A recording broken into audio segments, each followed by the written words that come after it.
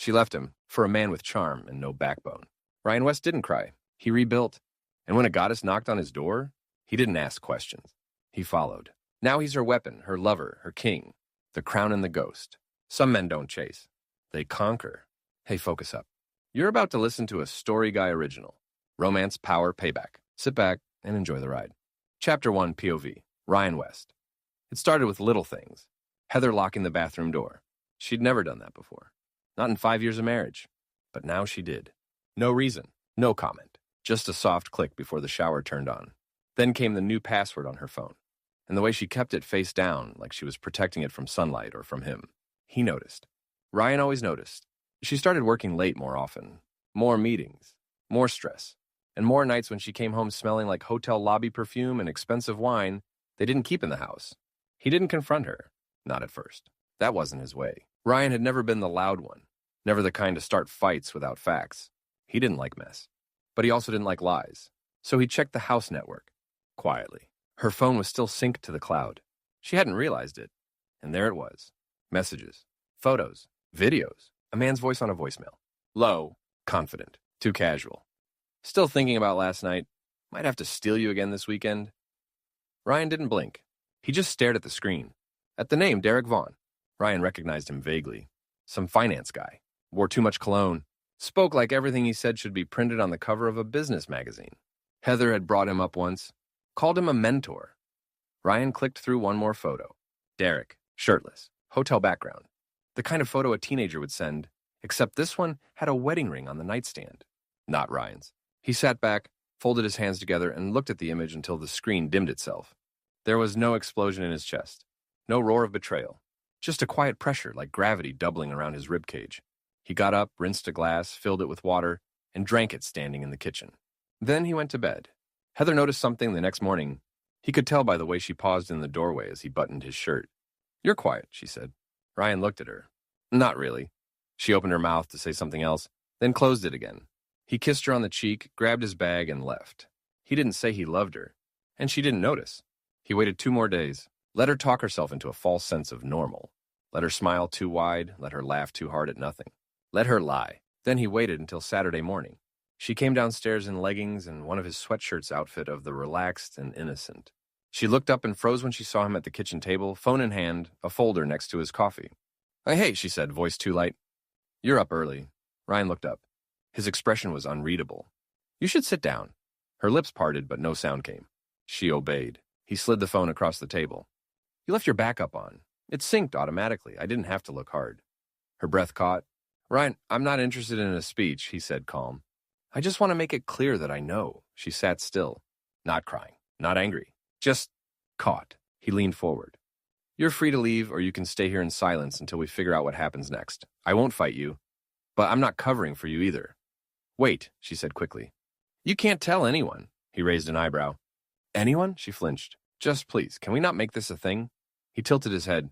"Define a thing. You're sleeping with someone else, Heather." "I know," she whispered. "But I can fix this. We can fix this." Ryan studied her. "You're not worried about me. You're worried about him." She looked away. "I'm worried about a lot of things." He stood up. "I'm not going to ruin your life. I'm not going to scream. But you don't get to control the consequences either." Heather's voice shook. "Ryan, please, she can't find out." He paused. "Who?" Silence. "I have work," he said, grabbing his keys. "You might want to pack a bag." And then he walked out, leaving her in the kitchen with shaking hands and a mouthful of words she couldn't make sound right. Chapter 2. The knock at the door. POV. Ryan westward. Count. S150. Heather was halfway down the stairs with the suitcase when Ryan walked into the kitchen. She didn't say anything at first, just hovered by the island, like maybe if she stayed still enough, she wouldn't have to explain. Ryan poured his coffee. The ceramic mug clinked softly on the marble. "You're just letting me go?" she finally asked, arms crossed, chin tight. Ryan didn't look up. "You already left, Heather. I'm just letting the truth catch up." Her laugh was short, dry. "Jesus, Ryan. Don't you even care? You haven't yelled. Haven't asked me why? It's like none of this even matters to you." He set the coffee pot down with care. "It matters. I'm just not in the business of screaming at people who already made up their minds." Heather took a step forward. "So that's it? You're not even going to fight for me?" Ryan looked at her for a long moment. His voice was low when he answered. Why would I fight for someone who doesn't want me? She blinked, caught off guard. I mean, he added, still calm, that's like setting a house on fire, just to see if I'll run inside to save the couch. Heather flinched like the words had weight. You act like you don't feel anything, like you never did. He raised an eyebrow. You think because I don't throw things, I'm not bleeding? Her lip curled slightly. I needed to feel wanted.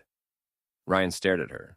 Then maybe you should have picked someone who knew what to do with that need, instead of burning down the man who never stopped showing up. Silence stretched between them. I'm sorry, she muttered finally. I didn't plan for it to happen. No one ever does, he said. Doesn't mean it didn't. She hesitated. You're not going to tell anyone, are you? Ryan leaned against the counter, gaze steady. Who would I tell? She looked away, then back, eyes tight with fear. Just don't tell her, please. Ryan's brows drew slightly. Her? Heather swallowed hard. Doesn't matter. He didn't ask again. She picked up the suitcase and walked toward the door, pausing just long enough to whisper, I hope you find someone who makes you feel. Ryan didn't answer. He just locked the door after she left. The house was quiet for a long time. Ryan kept it that way. 3 weeks passed. He ran every morning, worked every day, ate grilled chicken and vegetables because it was easy, drank whiskey twice a week because it helped him sleep, watched documentaries on the wars of ancient kings because betrayal made more sense with swords. People noticed the change, but no one said much. A couple of coworkers asked if everything was all right. He said it was fine. They believed him. He didn't miss Heather.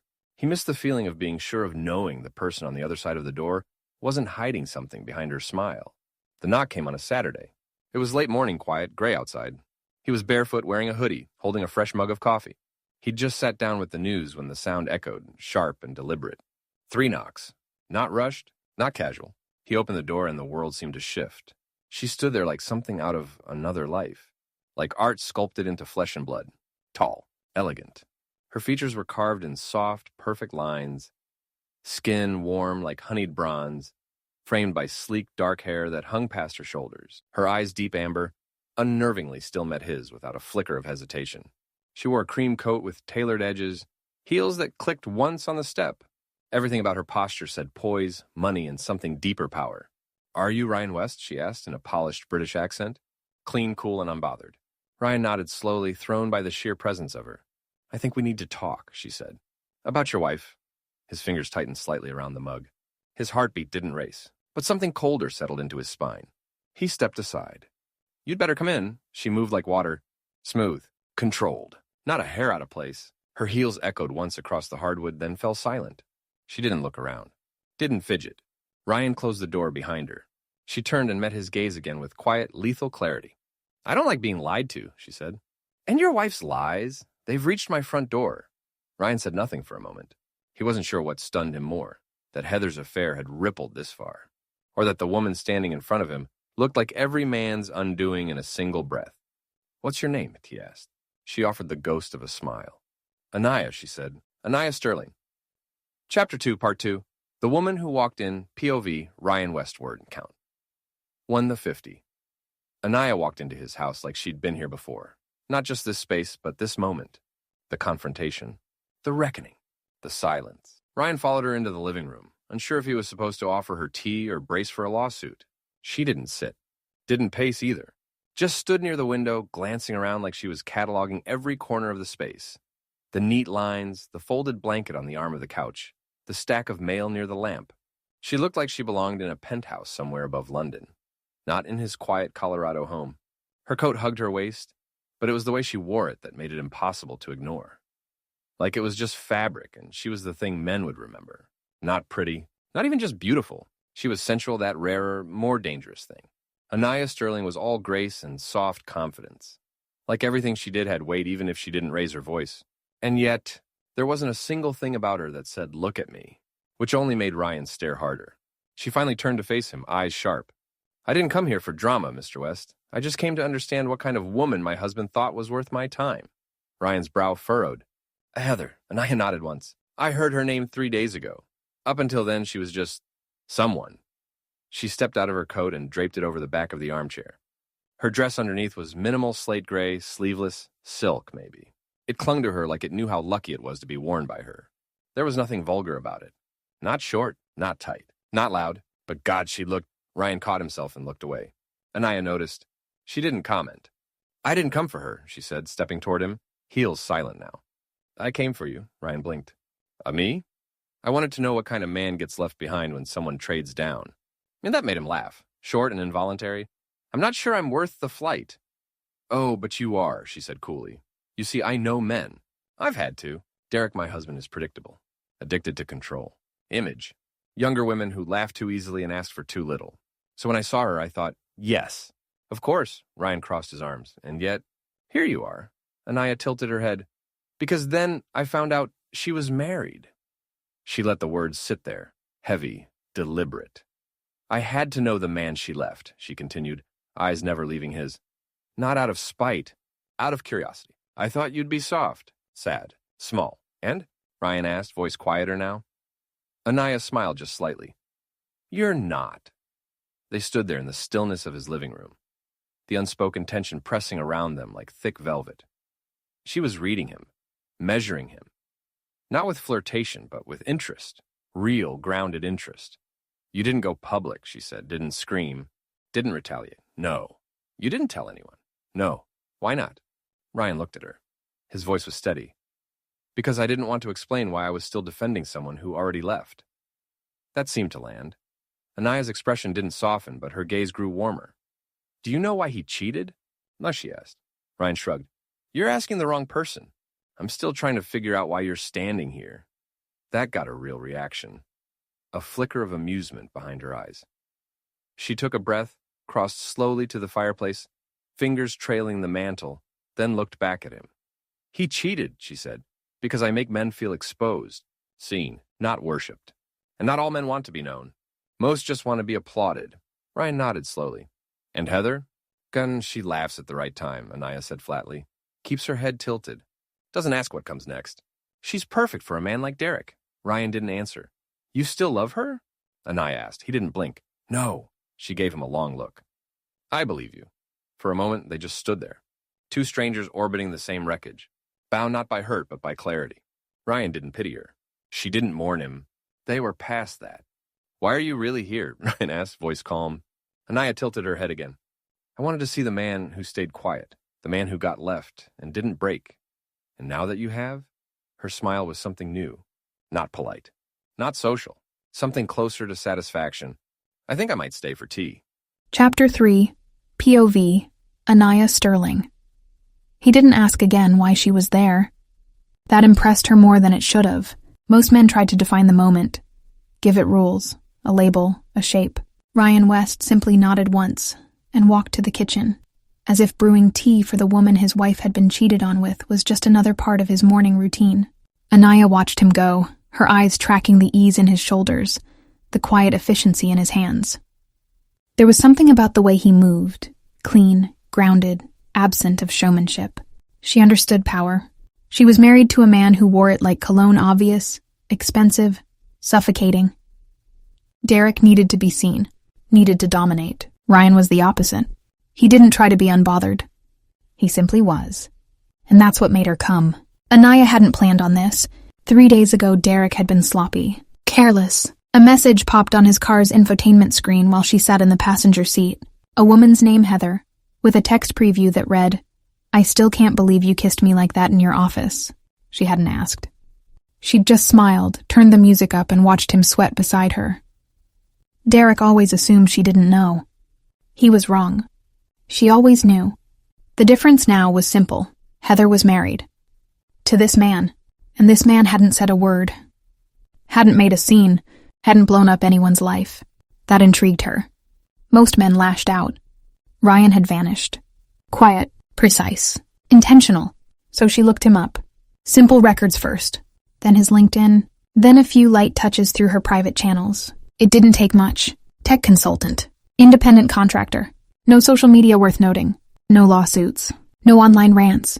No reactive behavior. Just silence. And silence in a world full of noise was worth a conversation. So she flew to Denver, hired a car, stepped onto his porch, and knocked. And now here she was, standing in a stranger's living room, trying to understand why the air around this man felt still in a way that wasn't empty, but anchored. He returned a minute later with 2 mugs. No tray, no sugar bowl, just tea steaming and simple. He handed her one. She took it. English breakfast? She asked, sipping. He shrugged.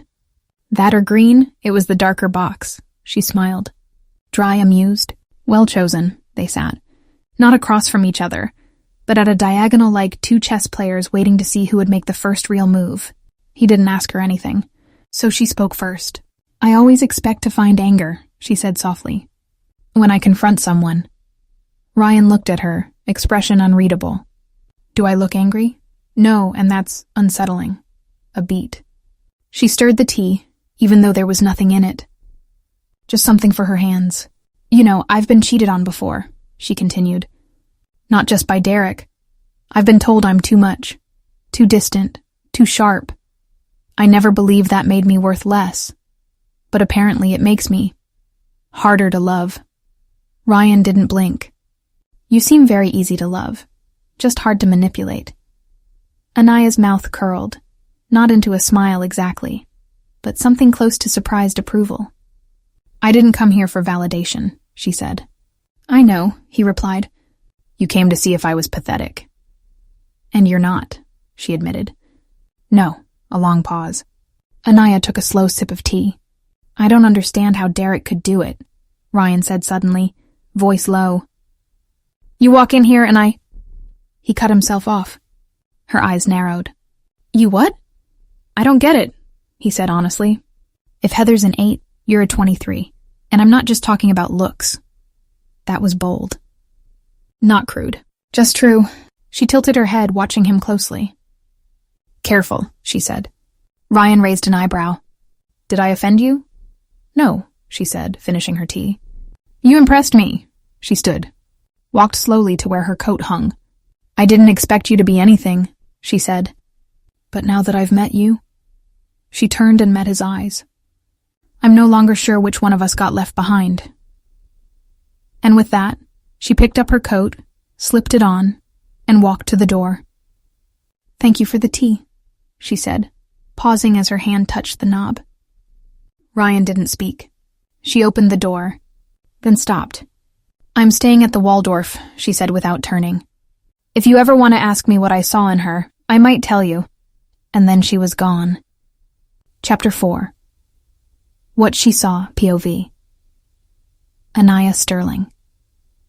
The door shut behind her with a soft click, and for the first time in weeks, Anaya Sterling felt unsettled.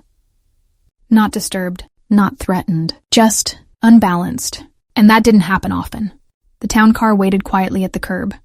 She slid into the back seat, nodded once to the driver, and let her head rest lightly against the leather headrest as the engine purred to life. She didn't look back. Not because she wasn't tempted, but because she knew he wouldn't be watching her leave. Ryan West didn't chase. That's what made him dangerous. By the time they reached the Waldorf, she had unbuttoned her coat but left it draped over her shoulders. The staff greeted her by name. She responded with a polite nod. No warmth, no chill, just elegant indifference. In the elevator, alone, she finally exhaled. Ryan West. She repeated the name silently, testing the weight of it again. It wasn't the most uncommon name, but the man behind it? Nothing about him had been ordinary.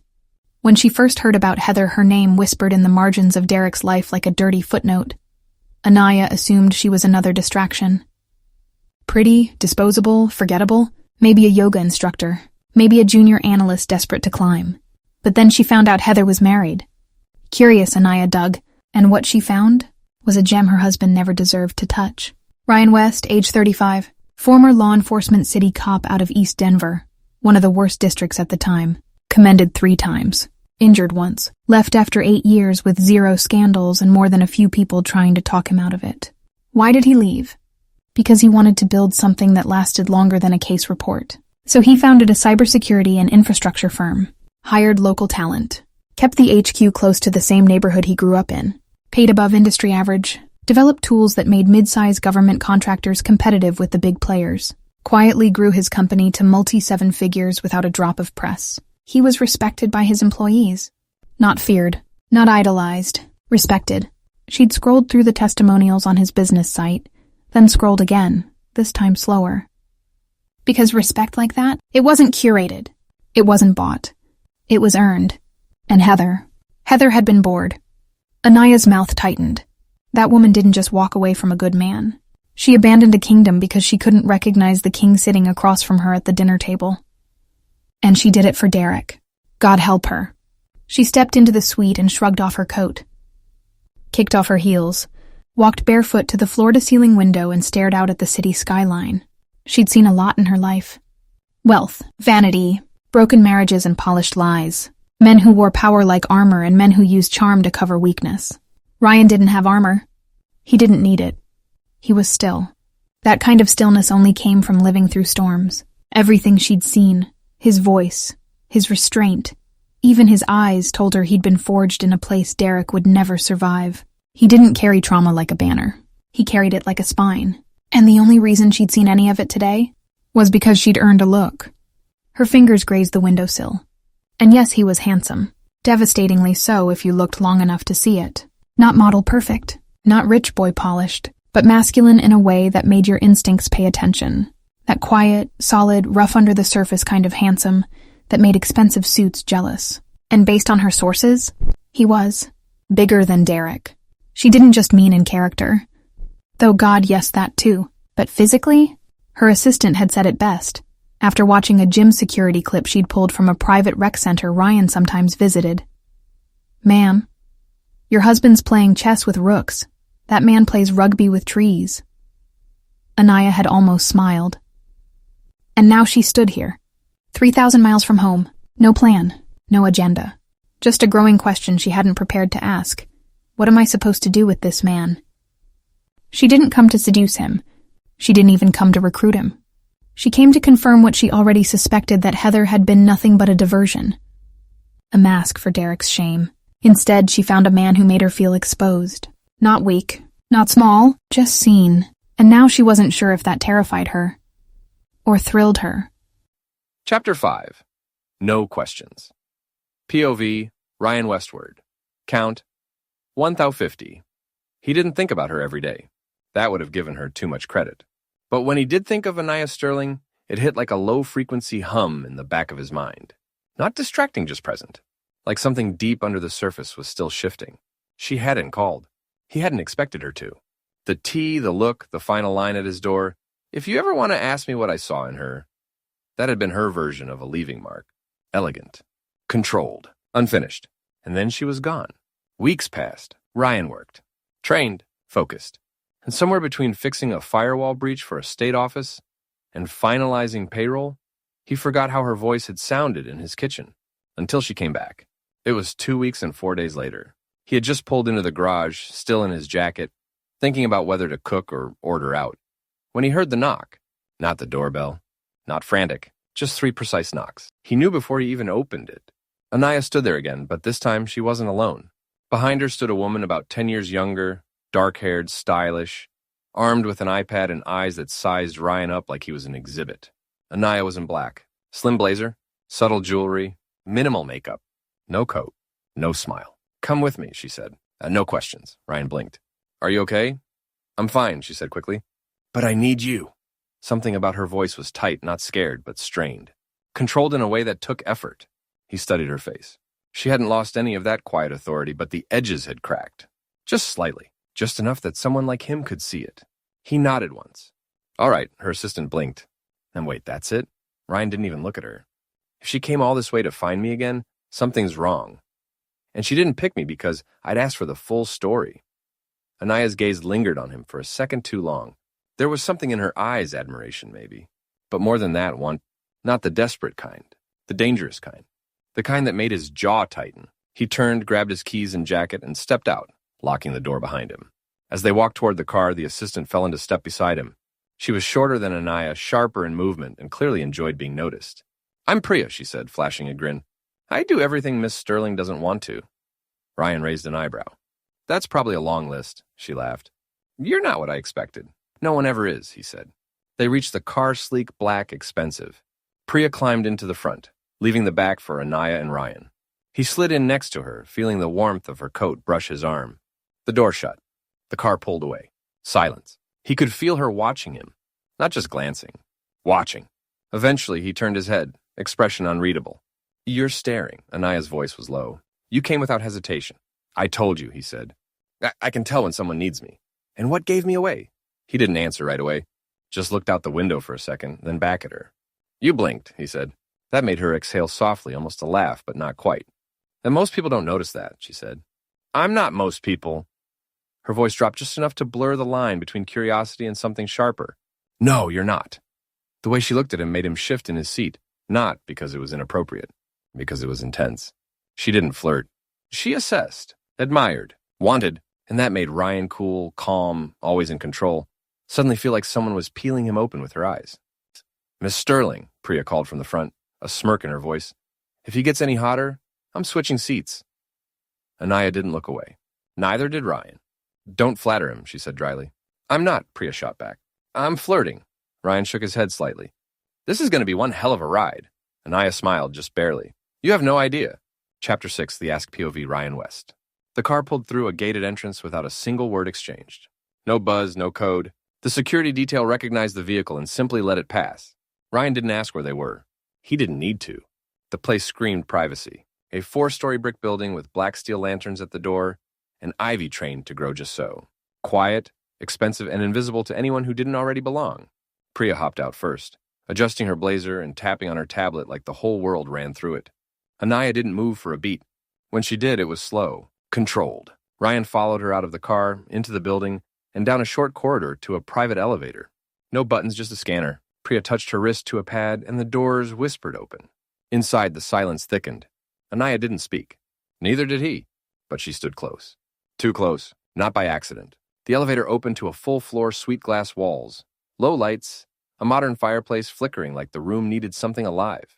A bar cart set off to the side, untouched. The furniture was artfully arranged, but not cozy. Everything was beautiful. Everything was sterile, except her. Anaya stepped into the space, shed her blazer like it weighed too much, and dropped it across the back of a velvet chair. She didn't offer him a drink. She didn't sit. She turned and faced him, the firelight catching in her hair. I didn't bring you here for company, she said. Or comfort. Ryan stayed still. I figured.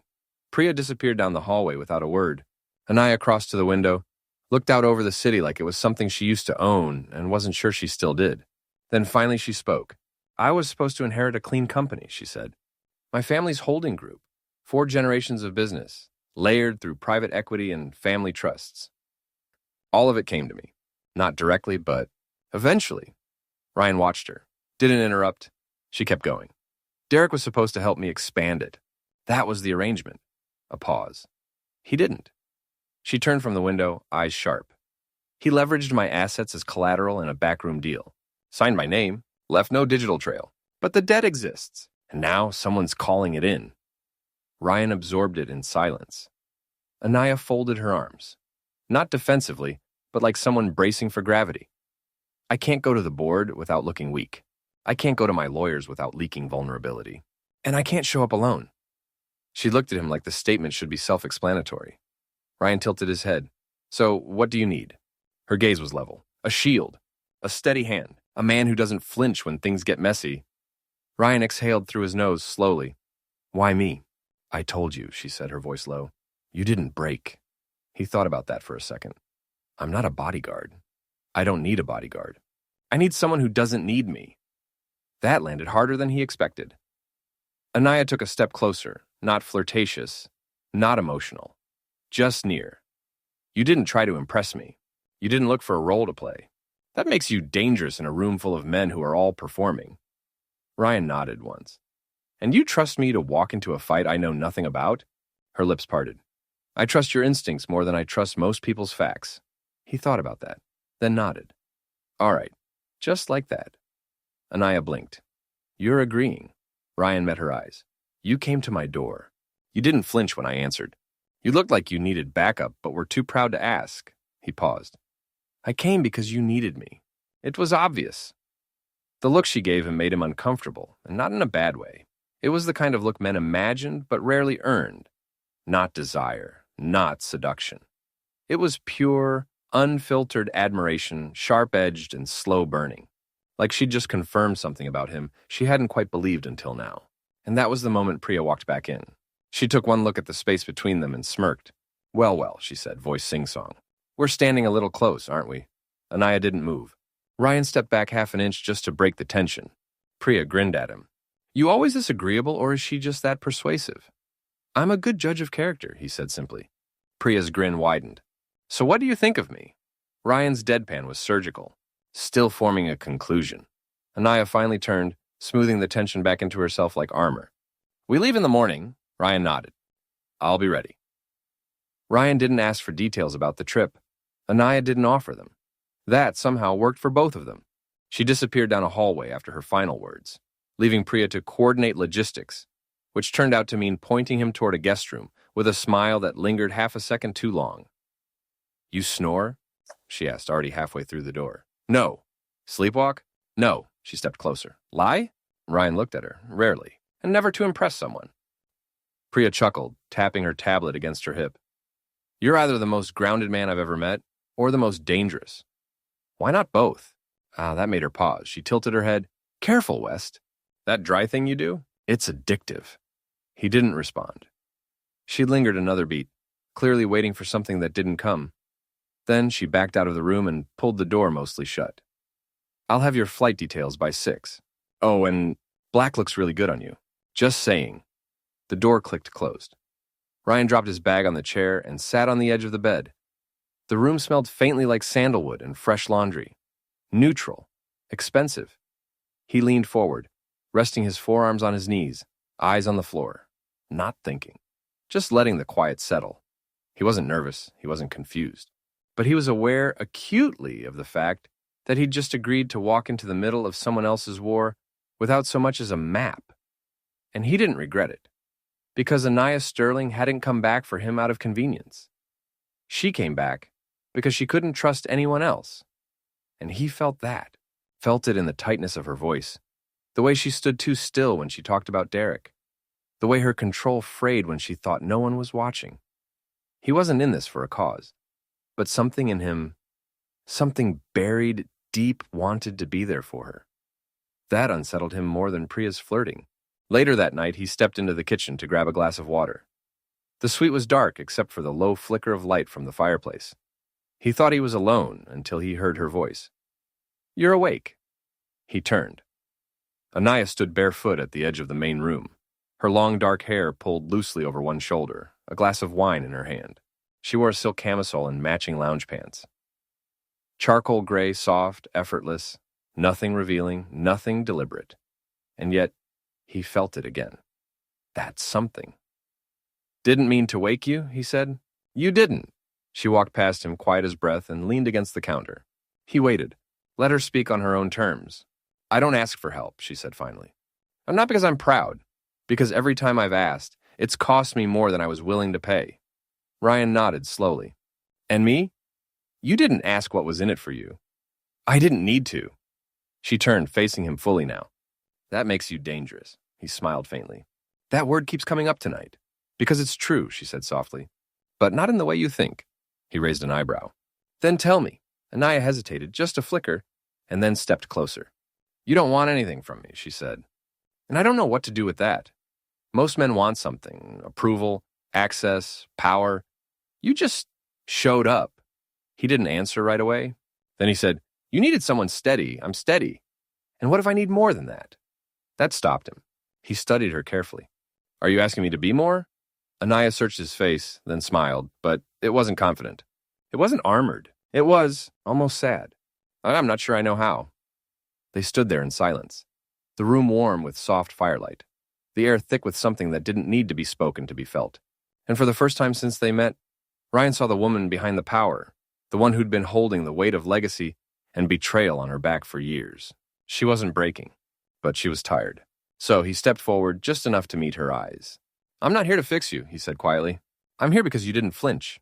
She nodded once slowly, then stepped back. Now get some rest, West. You're going to hate tomorrow.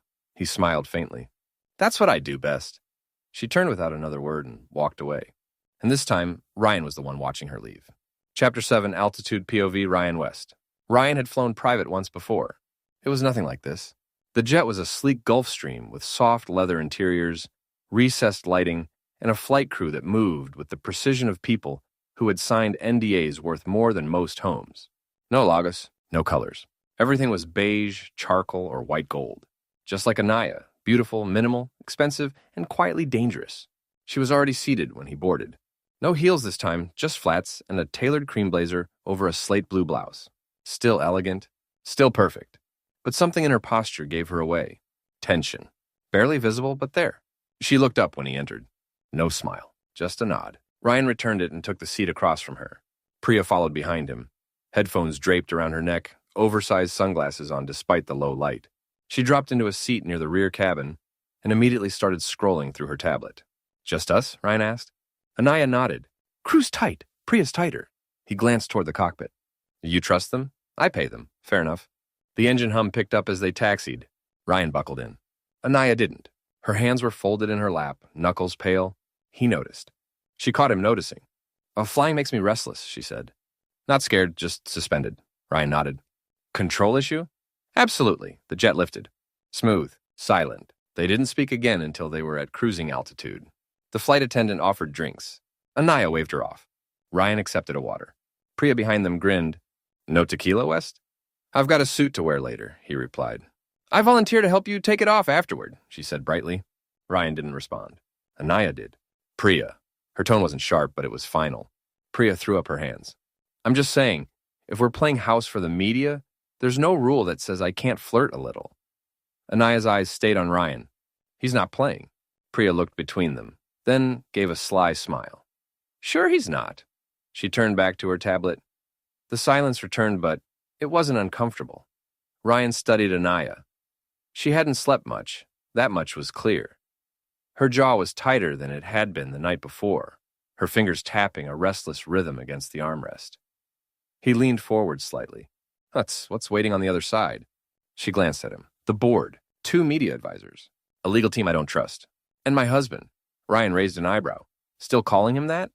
Her eyes flickered. Only for legal purposes.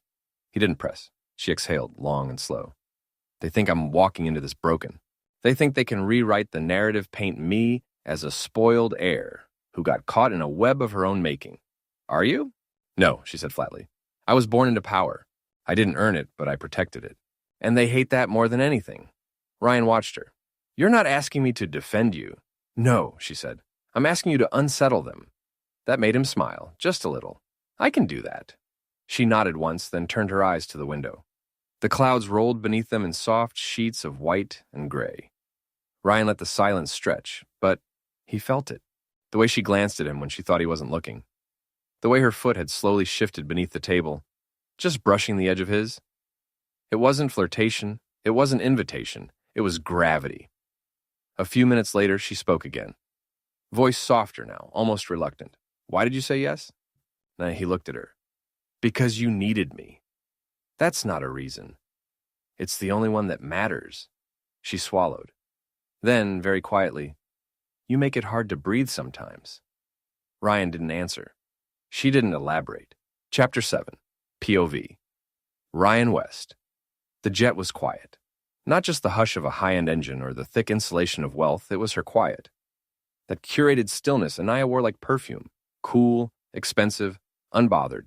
Ryan stepped onto the plane wearing jeans, boots, and the same black t-shirt from earlier. No bag, no cologne, no preparation. He hadn't even shaved. Anaya noticed. Not in a distracted, flustered way. More like someone trying to solve a puzzle they hadn't realized existed. She looked at him for a full second longer than she meant to. The glasses, the overgrown, almost curly hair. The stubble that looked too even to be accidental. The body that filled the doorway with quiet force. He didn't look rich, he didn't look polished, but he looked dangerous. And it bothered her that she hadn't clocked it earlier. Ryan took the seat across from her and buckled in like he'd done this a dozen times before. No comment on the jet. No hesitation. Just ease. You didn't bring anything, she said finally. He glanced at her.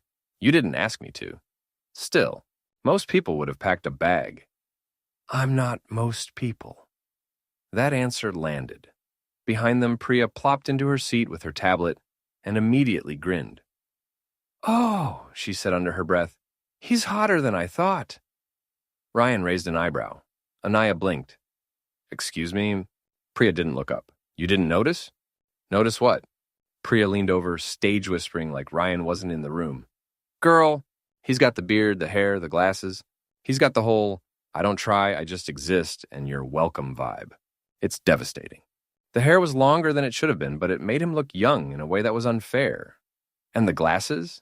They worked. Too well. Stop staring, Priya whispered from her corner. I'm not, Anaya murmured. Uh-huh. Anaya looked away. They had a long night ahead. She'd brought him to make an impression. She just didn't expect him to make one on her. Chapter 8. The Boardroom. POV. Ryan West. Ryan didn't speak when he entered the boardroom. He didn't need to. Priya introduced him simply as a guest here to observe, and that was it. No elaboration. No title. He wore a plain black shirt, dark jeans, and glasses, still unshaved, still a little rugged. Just a man in the back of the room, quiet and still. But every time the board looked at him, they looked away just a little too quickly. They didn't know why, but he made them uncomfortable. The meeting began with buzzwords.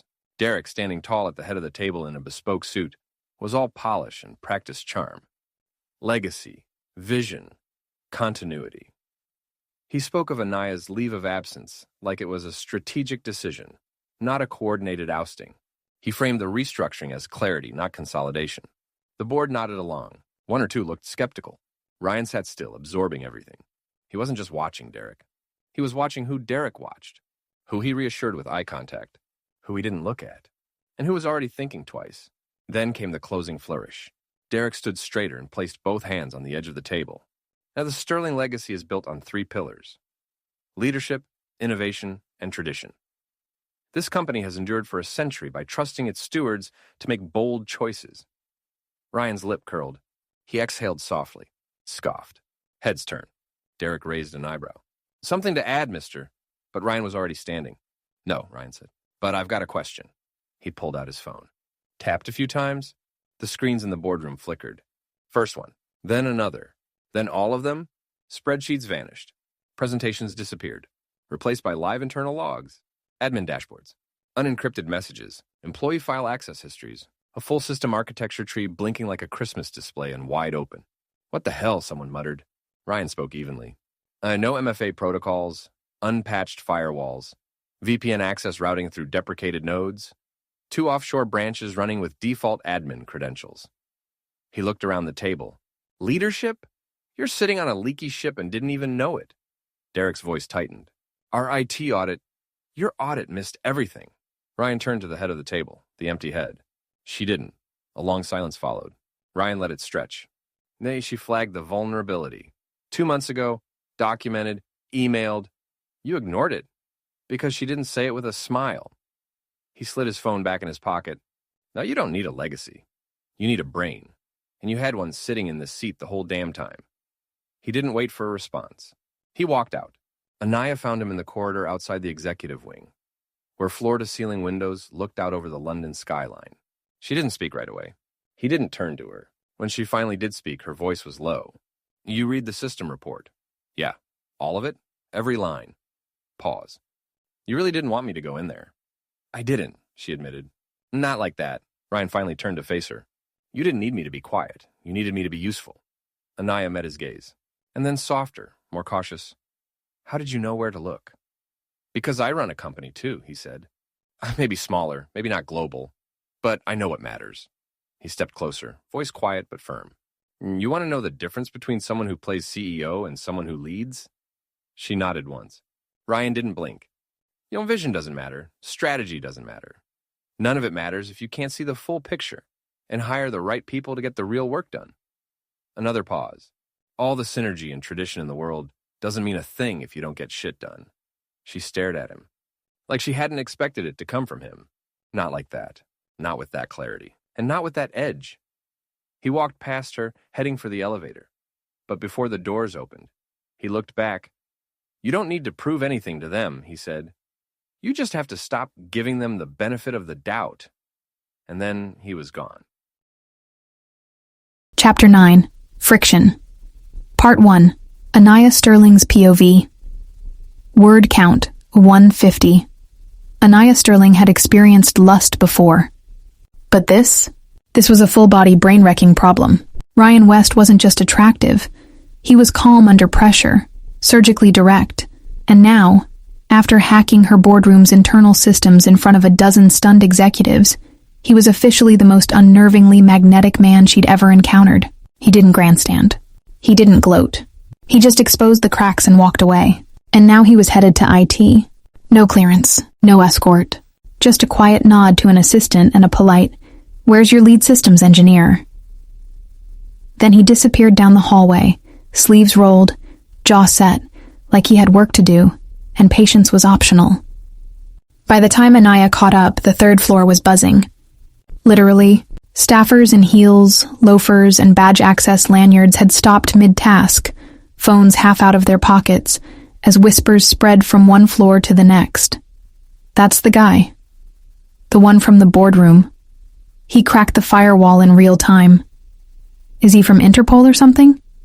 He doesn't even work here. Secretaries gathered near corners. Analysts peeked from cubicles. 2 interns physically ducked behind a frosted wall just to get a glimpse. Ryan didn't notice. Or maybe he just didn't care. He was already inside the main server wing, sleeves up, standing in front of a whiteboard. No laptop, no notes. Just him, a marker, and a presence that made the room feel smaller. "Where's your lead systems engineer?" he asked the young guy at the front desk. Devin," the guy stammered. "He's in Conference B." "Bring him," Ryan said calmly. "And anyone else who touches infrastructure." The kid left like the building was on fire. Within minutes, 4 people shuffled into the room. Devin, 2 back-end guys, and a sharp-eyed woman in a hoodie and heels. All of them looked skeptical. "You're the guy who, Devin started." "Yeah," Ryan said. "That was me." Devin scratched his head. "Okay, that was either terrifying or awesome. Or both." Ryan nodded toward the whiteboard, where he'd already sketched a crude but correct map of their network structure. "You've got 3 overlapping zones of control and no defined perimeter. Your logging is reactive instead of predictive. You've been screaming for 6 months." The redhead blinked. "How do you know that?" "I read your logs." "When?" "On the flight over." Devin looked stunned. "That's like months of—" Ryan turned to them fully. "Because someone should have." That shut the room up. Outside the glass walls, a dozen people had gathered. Some leaned against the windows. Some whispered. One woman took off her glasses and said, not quietly, "Holy shit." Anaya stayed outside for a moment, just watching. He wasn't performing. He wasn't trying to impress anyone. But he was commanding the room like gravity itself had decided to follow him instead of the laws of physics. And he looked good doing it. His hair was still slightly tousled, glasses catching the light, his voice low and confident. He was explaining system redundancies, now careful not to condescend, but also not slowing down for egos. They were listening like disciples. She was listening like she wanted to crawl into his shirt. And the worst part? He had no idea. Not how he sounded. Not how he looked. Not what he was doing to her pulse rate or the heat gathering in places she really didn't have time to think about right now. She smoothed her blouse for no reason, and finally stepped into the room. Eyes flicked toward her, then toward him again. Ryan didn't even glance up. "You're going to need a dedicated core defense team," he said, tapping the whiteboard again. "These 4? They know what they're doing. But you've got decision-makers upstairs who wouldn't know a DNS exploit if it walked into their wine cellar." Then he turned slowly and looked at her. Right at her. Steady. Calm. Like he was still taking inventory of the room, and she was just the next thing to measure. "You disagree?" he asked. Anaya cleared her throat. "No," she said, "but I'd like to know where you got all this insight." "I run a company too," he said, like it was obvious. "Smaller. Tighter. But I see the same failures. People who talk about strategy while they ignore the people who keep their systems breathing. And you think we need to restructure? I think you need someone who can see the whole picture and hire the right people to get shit done." There was no arrogance in his tone, just truth. And Anaya? She was reeling again. Because this wasn't the man Heather had described. This wasn't some quiet, boring husband she could control. This was a field commander in civilian clothes. and the look in his eyes said, "I'm not here to prove myself. I already know what I'm worth." She had to look away to catch her breath. Chapter 9. Friction POV. Anaya Sterling. Word count. 1,070. She brought him back to her office because she needed a minute. To regroup. To recalibrate. To remember who she was. Because somewhere between watching him dismantle a boardroom and seduce her entire IT department with a whiteboard marker, Anaya Sterling had lost control of her internal settings. And the worst part? He hadn't done any of it on purpose. Ryan West wasn't posturing. He wasn't trying to prove a point. He was just doing what he did best, seeing what was broken and fixing it, which, as it turned out, was alarmingly hot. She hated how hot it was. They stepped off the executive lift and into the main suite where Priya sat at her desk, juggling 3 calls and 2 schedules, her voice sharp but efficient. "Tell them if the PR team doesn't get me a clean preview in the next 2 hours, I'll rewrite the release myself," Priya said into her headset, before looking up. "You're back." "He's back," Anaya muttered, walking past her. And that was when it started. The first woman, blonde, pencil skirt, too friendly smile, just happened to walk by. "Oh, Anaya, I didn't know you were in," she said brightly. Then her eyes slid to Ryan. "And you must be?" Ryan gave her a nod. "Just visiting." "Welcome," she said, almost breathy. "If you need anything at all, my office is just down the hall." She touched his arm and moved on. Priya narrowed her eyes. "Did that just happen?" she asked. "Yes," Anaya said flatly. "And it kept happening." Another assistant came by 5 minutes later, looking for a charger. She smiled, lingered a little too long, and before she left, slipped a business card onto the edge of Ryan's chair. He blinked down at it like it was a foreign object. Anaya stared at the girl's retreating back like she was calculating her net worth and determining how much she'd enjoy destroying it. Priya hung up one call and muttered, "This is why we can't have nice things." Ryan, of course, was oblivious, or maybe just unaffected. "Does this happen often?" he asked mildly.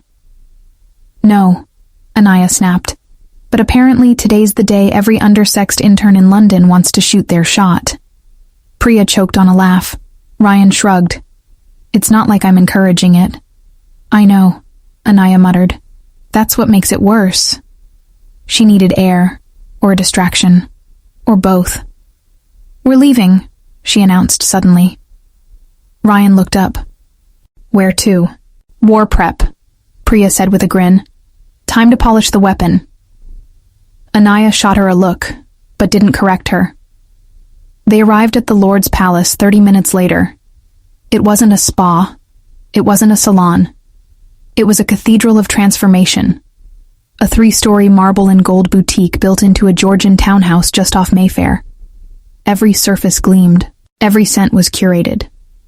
Every staff member moved like they were trained in fashion, etiquette, and psychological warfare. The moment they stepped through the doors, the atmosphere shifted. 2 attendants flanked them immediately. One offered Anaya a glass of cucumber tonic. The other gave Ryan a once-over so thorough Anaya almost stepped in front of him. And then she appeared. The madam. Tall, regal, mid-60s, with silver-streaked hair pulled into a dramatic twist and skin like satin. She wore crimson and diamonds, and when she spotted Anaya, her eyes lit up like a queen greeting her favorite general. "Darling," she said, gliding forward with arms open. "You're early, and you brought a man." Anaya braced, but the madam didn't just approve. She looked thrilled. "Oh," she said, circling Ryan like a lioness sniffing a meal. "And he's not even housebroken yet. I love it." Ryan raised an eyebrow. "I'm Madame Estelle," she purred. "And you, Mr. West, are going to make this entire building very, very upset." Ryan looked to Anaya. "She's harmless," Anaya said. "Lies," Estelle replied, "but flattering ones. Come, we have work to do. Hair, face, clothes, posture. You, darling," she pointed to Anaya, "sit and drink something. You look flushed." "I am flushed," Anaya muttered under her breath. Estelle smirked. "I know. They took him behind the curtain like he was a secret weapon getting prepped for war. Manscaping suite, Estelle had said with a smile sharp enough to cut stone. No peeking, darling. You'll thank me later. Anaya sat on a plush ivory chaise, cucumber tonic in hand, heart rate entirely too elevated. Priya was across from her, tapping her phone in silence, but watching Anaya with open amusement. And then the whispers started. Oh my God, did you see his back? That man is a problem. I want to take out a loan just to date him. I swear he's what 2000's Brad Pitt wishes he looked like. Priya stiffened. They're talking about Ryan, right? Anaya didn't answer. She was trying not to. But the worst part? They were right. And it made her stomach twist. Why did it bother her that these women were swooning over him? Why did she suddenly feel like someone had touched something that was hers? He wasn't hers. Was he? 30 minutes. Then the madam appeared like the final boss of elegance. Estelle walked straight up to Anaya, eyes gleaming. You owe me champagne and something made of gold. Anaya blinked. Why? Because I've just upgraded your life. Drastically. Before Anaya could ask what that meant, the boutique's music lowered. The lights dimmed just enough to draw focus. And then he stepped out. The world paused. Gasps. Audible, scandalous gasps. Even Priya stopped breathing. Ryan West wore a jet-black double-breasted suit, tailored to perfection. Silk lapels, crisp white shirt, collar open just enough to be suggestive without trying. The cuffs were rolled slightly, showing lean, powerful forearms. His beard was now immaculate, still rugged, but edged to surgical precision. His hair had been cut short on the sides, longer on top, styled back just enough to sharpen everything. And the glasses? Gone. His eyes, clear blue and quietly unreadable, landed on her with a force that knocked the air right out of her lungs. The entire boutique fell silent, except for Estelle, who walked straight to him, circled once, then turned to the room like she was presenting a work of art. Ladies, she announced, I have done the Lord's work today. Chuckles.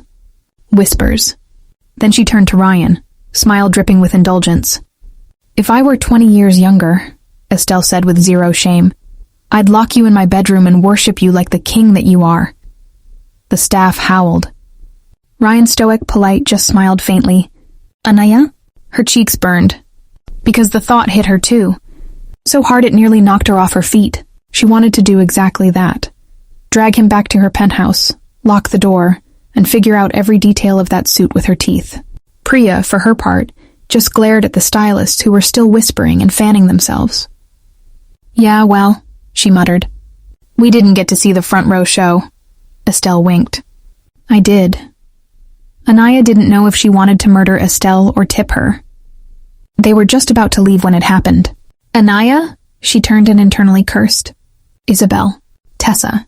The kind of women who treated charity galas like war zones and brunch like confession. Both wore designer tweed and predatory smiles. Didn't expect to see you here, Tessa said, lips pursed.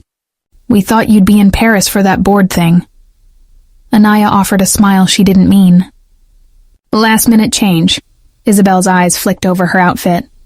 You look a little flushed. You all right? I'm fine. Really? Tessa asked. Because you look a bit disheveled, Isabel giggled. Did someone finally crack that sterling armor? Anaya was about to shut them down when she heard the footsteps. Measured, quiet, the sound of presence, not noise. Ryan walked up behind her. Slowly, calmly, then stopped just close enough that she could feel his heat. He didn't grab her, didn't interrupt.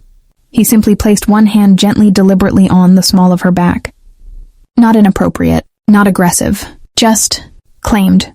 The air shifted. The other women turned and their expressions changed. Oh, Tessa said faintly. Isabel's eyes widened. And who's this?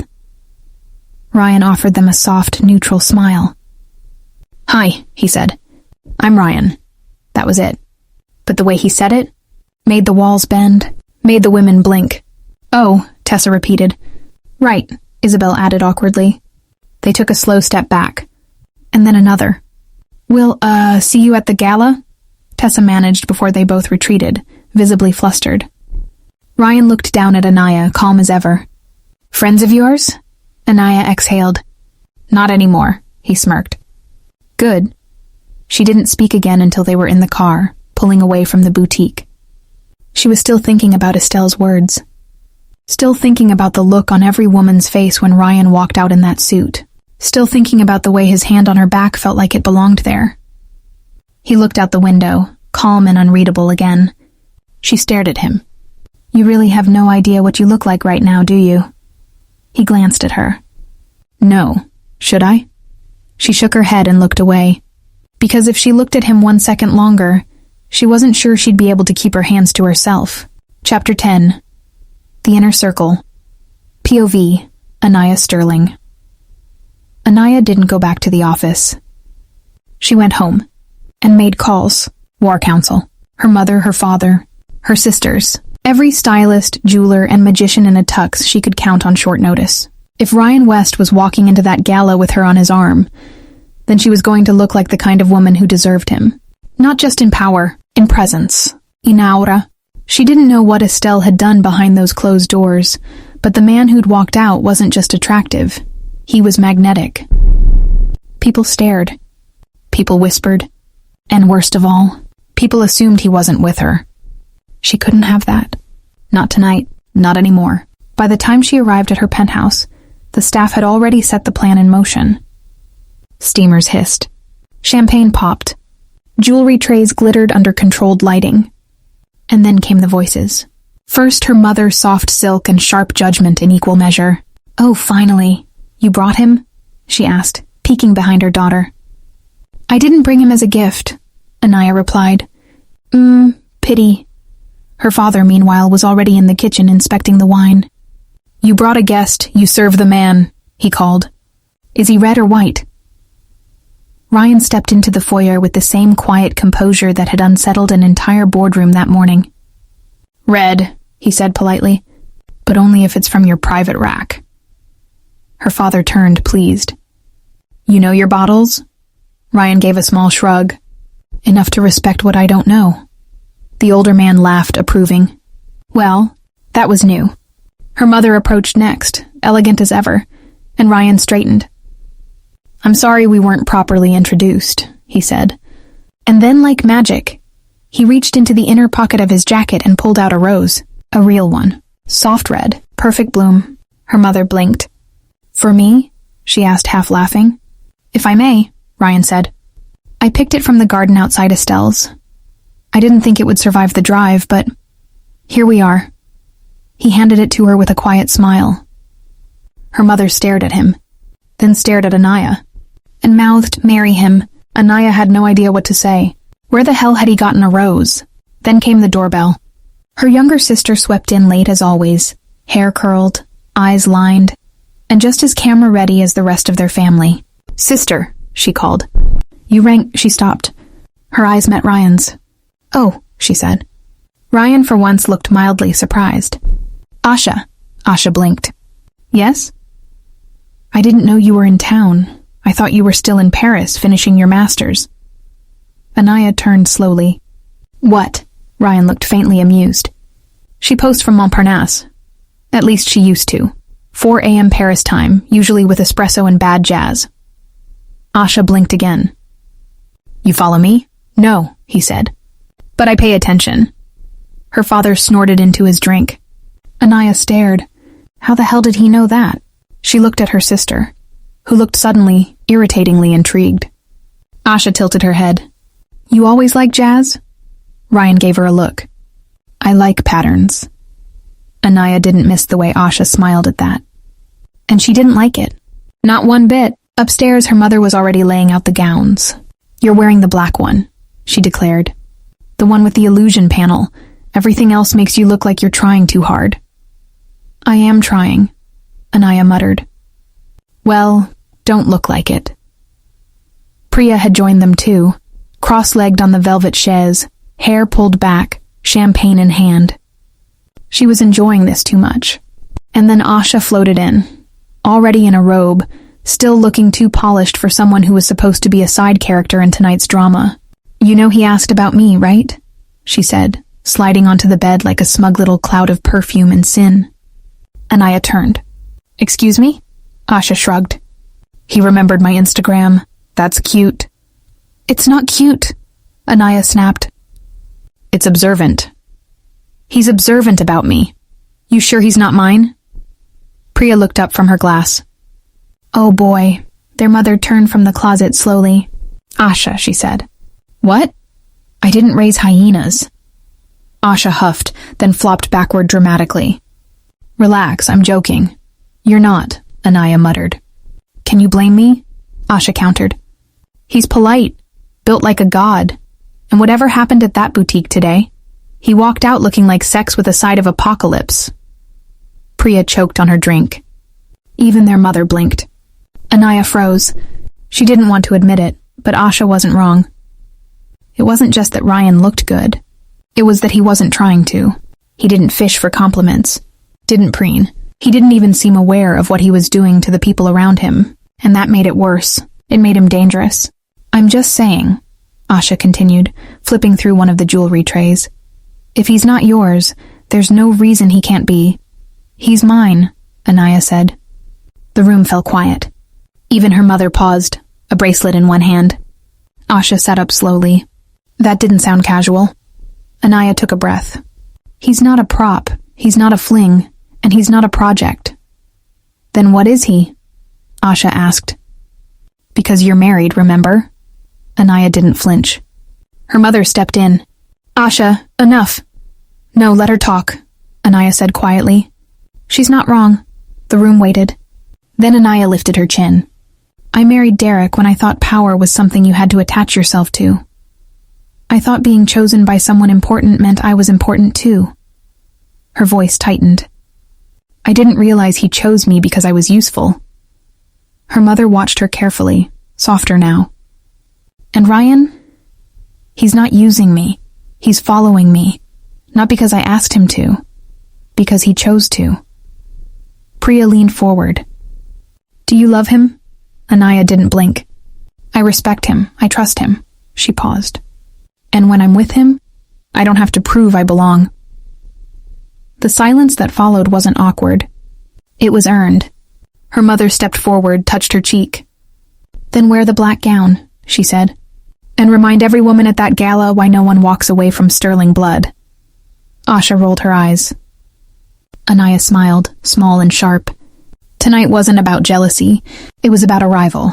And the second Ryan West took her hand at that gala, the world was going to know it. Chapter 11, The Complication POV, Ryan West. Victor Sterling was not the man Ryan expected. Sharp, quiet, and sharp again beneath it. The kind of billionaire who built empires from code and charisma, not flash and bravado. He had the bearing of a man who knew exactly how powerful he was, and didn't need to show it. He also had a problem. "This system's been running since before cloud storage was a buzzword," Victor said, pouring 2 fingers of scotch into crystal tumblers. "Now one of my hedge fund managers wants to rip it out and migrate to some half-baked SaaS disaster." Ryan leaned over the monitor, studying the outdated back-end Victor had custom-built years ago. It wasn't bad. In fact, it was elegantly archaic-like, a vintage Aston Martin running off a hand-wired circuit board. "I can stabilize this," Ryan said, already rolling up his sleeves. "But you'll need to re-platform in 6 months," Victor smirked. "You're sure about that?" "I'm not one to guess." Victor handed him the glass.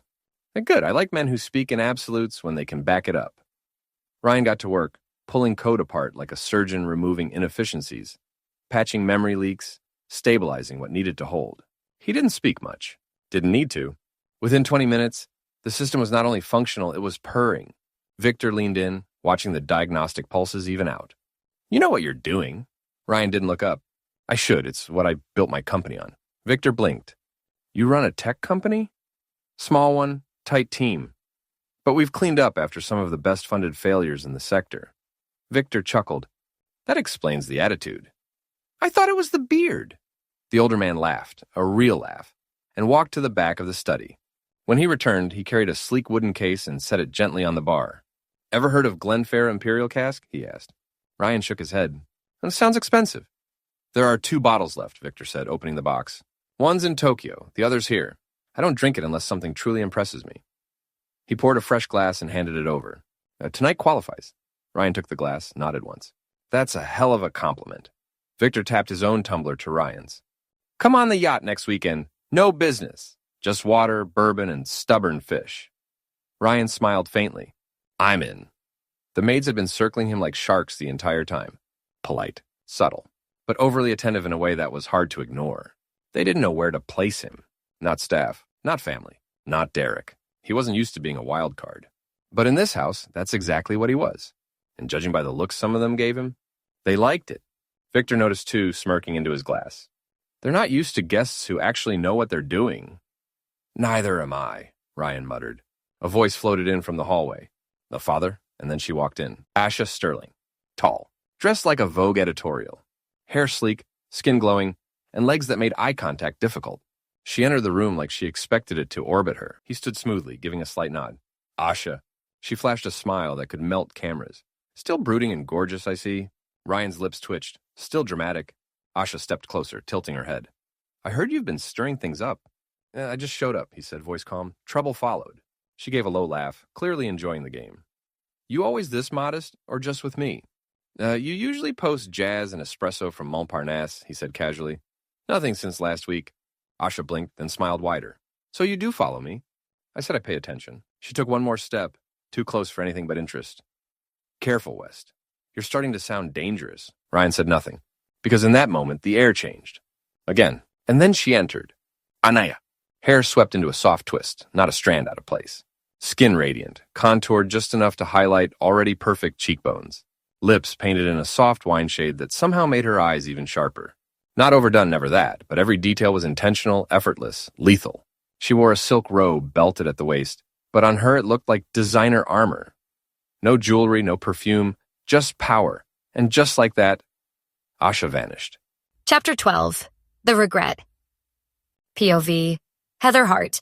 Heather Hart hated these kinds of events. The polished smiles, the whispered alliances. The rooms full of people pretending to care about philanthropy while trying to outmaneuver one another behind champagne flutes. She used to find them thrilling. Now they just made her feel exposed. Like everyone could see straight through her. Derek was working the room already. Handshakes. Jokes. Flattery laced with sharpened hooks. He was so good at this, charming men, disarming women, making it look like the world revolved around him. Heather used to admire it. Now she just watched, numb. She stood half a step behind him, dressed perfectly, postured just right. His executive assistant. That's what he called her now. Not partner, not girlfriend. Assistant. The job didn't pay. Not in anything that counted. But she smiled anyway. Because what else was she going to do? She shouldn't have done it. She knew that now. Leaving Ryan had felt like liberation at the time. Like stepping out of a fog. He was good. Steady. Predictable. Maybe too predictable. He was kind but quiet. Solid but still. He didn't push. Didn't challenge. He made the bed every morning. Cooked when she was tired. Took out the trash before she noticed it was full. But he didn't spark anything in her. Not the way Derek did. Derek was exciting. A wildfire.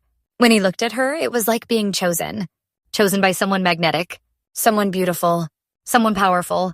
It made her feel seen. Until it didn't. Until she realized Derek saw everyone the same way until the chase was over. Now she was just furniture. Something expensive looking he brought to meetings to fill the silence. She wasn't even sure when the shift happened.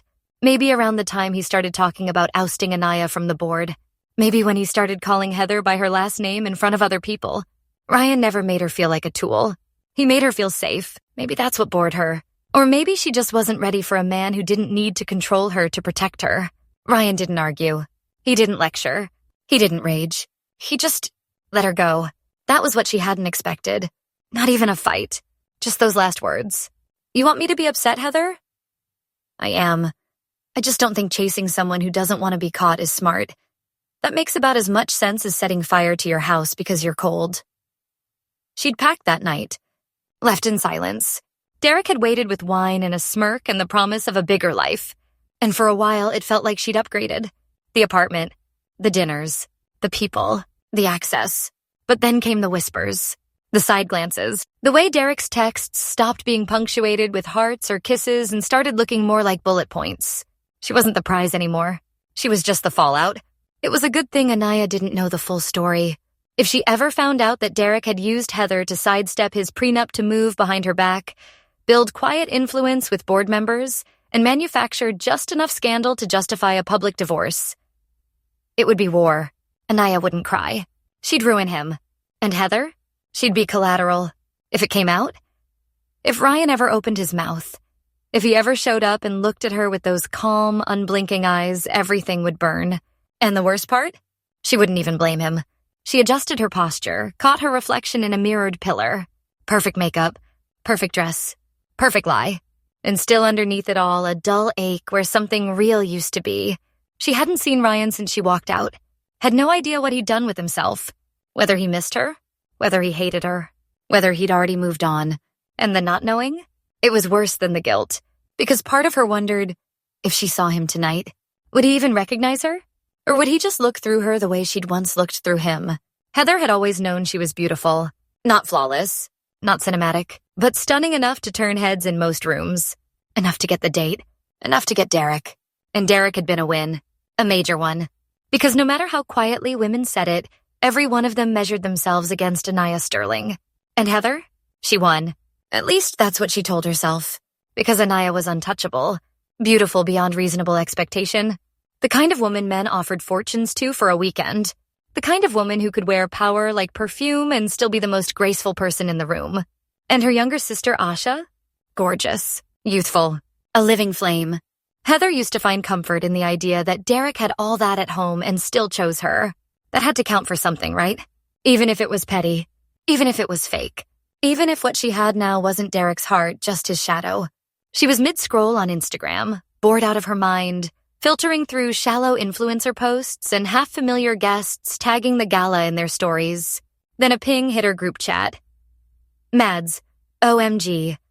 Go look at the Royal Rooms story Arn. Heather clicked without thinking. It was a repost from someone in the Grand Hall. Low angle. Half-lit. Movement. But even through the pixelated shimmer of the video, it was clear. Anaya Sterling had arrived. In a dress that made her look like a living sculpture. Jet black silk, slit high, dipped low. Skin like moonlight, heels like weapons, and a man. At her side. Tall. Broad. Devastating. Face turned just slightly, like he didn't care about the cameras or knew exactly how to ignore them. The hand on her lower back was confident. Intimate. Possessive without trying. Another ping. Joe. Who is that with her? Clara. Okay, that's not her usual bodyguard. That man is fine as hell. Mads. He opened the door for her and the floor went silent. Joe. I heard someone say he's American. Ryan? Heather froze. Her breath locked in her throat. Ryan? No. That couldn't... But her feed had other plans. A tagged photo popped up from one of the influencer tables. A group selfie with a blurred background. And in the background? Him. Glass in hand. Posture easy. Shoulders massive. Face turned just enough to catch a glimpse of the profile she knew by heart. Gone was the shaggy hair, the outdated glasses, the quiet slouch. He looked like someone else. No worse. He looked like who he'd always been. Revealed. Clara, whoever he is, I would literally ruin my life, Mads. Anaya ain't missing. That dress. That man. God help Joe. This is her revenge arc, and we're just lucky to witness it. Heather clicked the image open, zoomed in, and there it was. The jawline. The calm. The eyes she once told herself were too passive. It was Ryan. Her phone buzzed again. And again. And again. Her inbox lit up. Mutuals. Old coworkers. Distant friends. All sending the same story. All asking the same question. Is that your Ryan? She hadn't seen him in months. She'd assumed, maybe even hoped, he'd fade quietly. Keep being the boring, stable man she told herself she'd outgrown. But now he was standing beside Anaya Sterling, looking like sex and vengeance wrapped in black wool. And Heather? Heather was invisible again. Only this time it was earned. Chapter 13. The Illusion of Control. POV. Derek Walsh. Derek Walsh looked good, and he knew it. Charcoal suit, midnight shirt, no tie, just enough rebellion to say I don't need your rules, but sharp enough to keep the old money fossils from clutching their pearls. His hair was tousled in that calculated way that took a team of stylists and 15 minutes of pretending not to care. Heather clung to his arm, beautiful in her sleek silver dress, perfectly silent unless prompted. She was here for decoration, and she knew it. She played the role well. "Mr. Walsh," came the greeting again, and again as he worked the room. "Pleasure to see you." "You look well, Derek." "Ah, I heard about your latest expansion. Brilliant move." Of course it was. He was brilliant. Derek smiled, winked, shook hands like a goddamn politician. It was a game, all of it. But unlike most of these aging blue bloods, he understood the game. He knew how to bluff, when to bet, and exactly when to cheat. Tonight, he was betting it all. He paused near the art installation wall, letting a minor duke's daughter pretend she wasn't trying to flirt with him. Across the ballroom, board members mingled. Donors sipped vintage champagne. The Sterling name was whispered like scripture, as always. Derek's jaw tightened. The Sterling S. So clean, so polished, so perfect. They never said it out loud, but everyone in this room looked down on him. Not just because he wasn't old money or royalty or legacy. No, they looked down on him because he had the nerve to walk in without apologizing for it. Victor Sterling never hid his contempt. Neither did those snotty board members who had given Anaya the chair. But that was all going to change. Soon, they'd be answering to him. Heather leaned in, whispering something about a server being late. He ignored her. He had more important things to consider. Like control. He almost smiled at the thought. He had Heather. Anaya was out of the way. The irregularities were perfectly timed enough smoke to make the board panic. And once Anaya was voted out, he'd step in. With class. With grace. With enough insider connections to bury the audit and reframe the entire narrative. And Heather? She'd be discarded cleanly, of course. Quiet buyout, maybe a consulting position if she didn't get annoying. She'd served her purpose. Her hatred for weak men like Ryan had made her so easy to pull. He'd loved that. Because Ryan West? Ryan had always made Derek furious. Not because he was better looking, though he wasn't. Not because he was richer, though the bastard was. It was the way people respected Ryan without him having to ask for it. He didn't hustle. Didn't grovel. He just was. A tech guy who somehow owned a multi-million-dollar company, lived clean, kept quiet, and married up. Anaya might have been beautiful, but Heather had been a win for Derek. A way to prove that even someone like Ryan could be beaten. Stealing his wife? That had been justice. Simple. Efficient. Cruel. Exactly the way Derek liked it. He took another slow walk through the main hall, nodding at investors, pausing for a photo, waving off a reporter. He was in control. Everyone in this room thought so. And when he stepped up to that podium, they'd know it for sure. What he didn't expect. What stopped him mid-stride was the sudden hush that fell over the room. The string quartet faltered. Conversations died mid-sentence. People turned toward the entrance. And there she was. Anaya Sterling. No, Anaya Sterling and a man. Derek's breath stalled. She was radiant, of course she was, wearing black like it was her personal crest. Hair swept into a blade-sharp updo, eyes like polished obsidian. The dress clung to her body like shadow, and velvet had made a pact to ruin men's lives. But it was the man beside her that drew the collective inhale. Tall. Dark suit. No expression. He walked like he didn't need to ask permission to exist. Derek's stomach turned. It couldn't be. No. But it was. Ryan. What the actual He felt Heather shift beside him. Tense. Derek didn't look at her. He couldn't. Because Ryan had just casually taken Anaya's arm, guiding her through the crowd like he belonged there. Like he owned the damn place. Derek pasted a smile back on and forced himself to keep moving. The plan hadn't changed. So what if Anaya brought a date? So what if it was Ryan? He would still give his speech. Still drop the bomb. Still dismantle her credibility and reclaim control of the company. Because that was the endgame. Ryan was just background noise. A coincidence. And yet, he couldn't stop watching, couldn't stop the jealousy crawling into his throat like bile. Anaya had always been out of reach. A perfect porcelain statue with a mouth that could ruin careers and a mind that moved faster than most servers. But she'd never defied him. Not like this. Not publicly. And certainly not with Ryan. Derek was used to playing both sides. He lied, cheated, seduced, but always maintained the illusion of power. This was a crack in the mask, and he hated it. He leaned into Heather's ear, smiling for the room. "Stay close," he said. "We might need to pivot." Heather looked up at him with thinly veiled panic. She'd seen Ryan too, and for the first time Derek wondered, what if she still cared? No, that wasn't possible. She hated men like Ryan. Didn't she? Derek raised his glass as another donor approached, but the champagne tasted bitter on his tongue. Across the room, Ryan was laughing softly at something Anaya said. She touched his arm, lightly. Almost like no, he wouldn't allow it. He wouldn't let this night belong to them. The Sterling S had looked down on him for years. Not anymore. He was taking the company, taking the power, and if he had to drag both Anaya and Ryan down in the process, so be it. Chapter 15, The Illusion of Control, POV, Derek Walsh. Word, count, 1503. Derek Walsh looked good, and he knew it. Charcoal suit, midnight shirt, no tie, just enough rebellion to say I don't need your rules, but sharp enough to keep the old money fossils from clutching their pearls.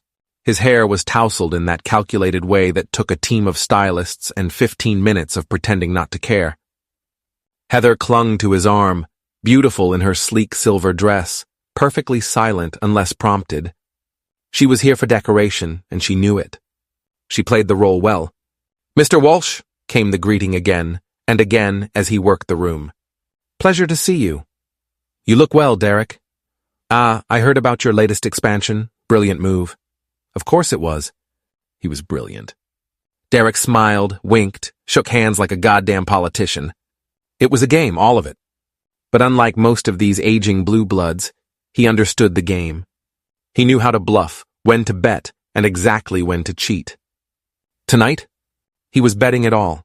He paused near the art installation wall, letting a minor duke's daughter pretend she wasn't trying to flirt with him. Across the ballroom, board members mingled. Donors sipped vintage champagne. The Sterling name was whispered like scripture, as always. Derek's jaw tightened. The Sterling S. So clean, so polished, so perfect. They never said it out loud, but everyone in this room looked down on him. Not just because he wasn't old money or royalty or legacy. No, they looked down on him because he had the nerve to walk in without apologizing for it. Victor Sterling never hid his contempt. Neither did those snotty board members who had given Anaya the chair. But that was all going to change. Soon, they'd be answering to him. Heather leaned in, whispering something about a server being late. He ignored her. He had more important things to consider. Like control. He almost smiled at the thought. He had Heather. Anaya was out of the way. The irregularities were perfectly timed enough smoke to make the board panic. And once Anaya was voted out, he'd step in, with class, with grace, with enough insider connections to bury the audit and reframe the entire narrative. And Heather? She'd be discarded cleanly, of course. Quiet buyout, maybe a consulting position if she didn't get annoying. She'd served her purpose. Her hatred for weak men like Ryan had made her so easy to pull. He'd loved that. Because Ryan West? Ryan had always made Derek furious. Not because he was better looking, though he wasn't. Not because he was richer, though the bastard was. It was the way people respected Ryan without him having to ask for it. He didn't hustle, didn't grovel.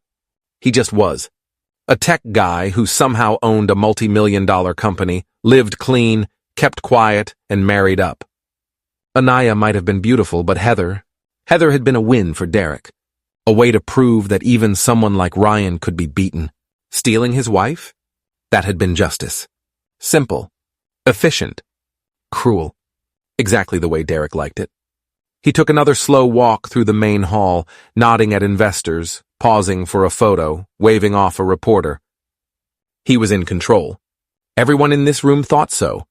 And when he stepped up to that podium, they'd know it for sure. What he didn't expect. What stopped him mid-stride was the sudden hush that fell over the room. The string quartet faltered.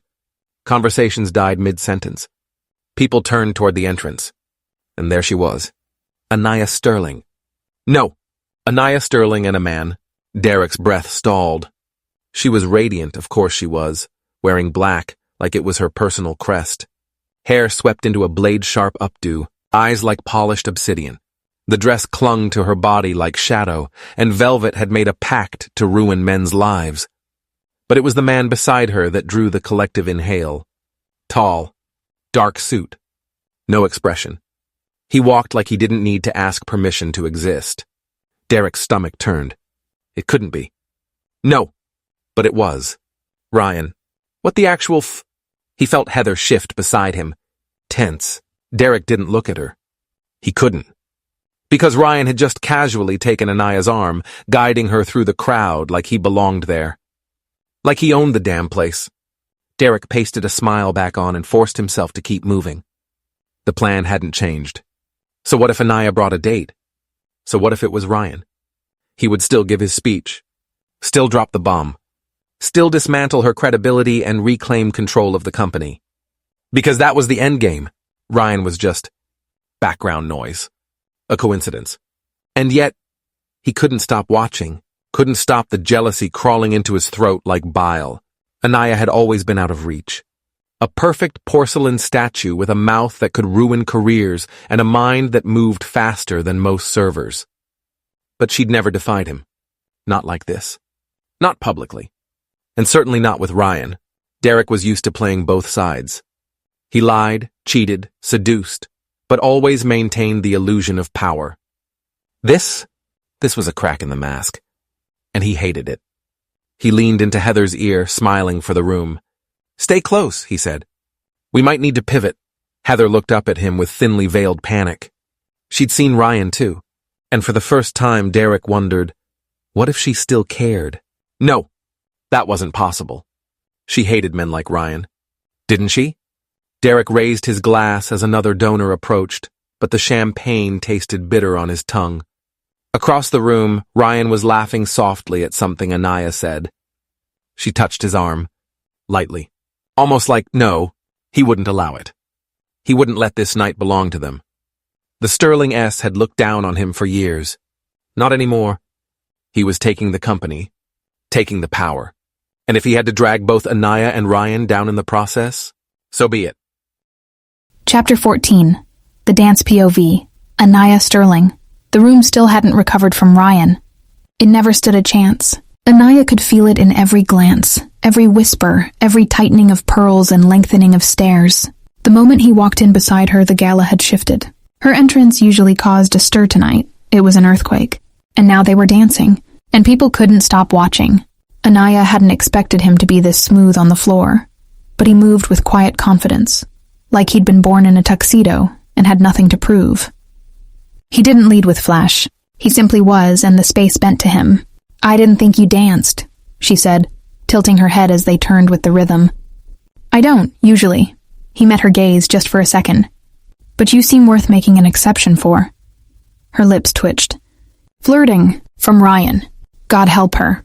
A pair of women passed close, one of them, Delilah Voss, wearing more diamonds than dignity. "Excuse me," Delilah said, far too sweet. "Mind if I cut in?" Anaya turned with a smile so sharp it could slice stone. "I do," Delilah blinked. Ryan didn't miss a beat, just raised a brow, silent, unbothered. Delilah slinked away without argument. That was the third attempt.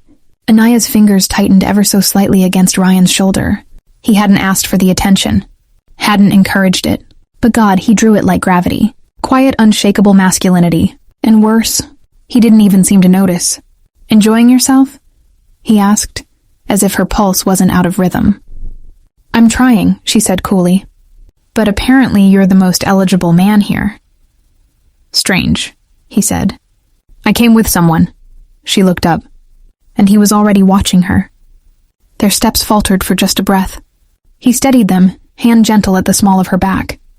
Anaya felt the weight of the ballroom, its watchers, its whispers. Her family name, her dress, her position. She was the one who always stayed composed. But Ryan? He was becoming a problem.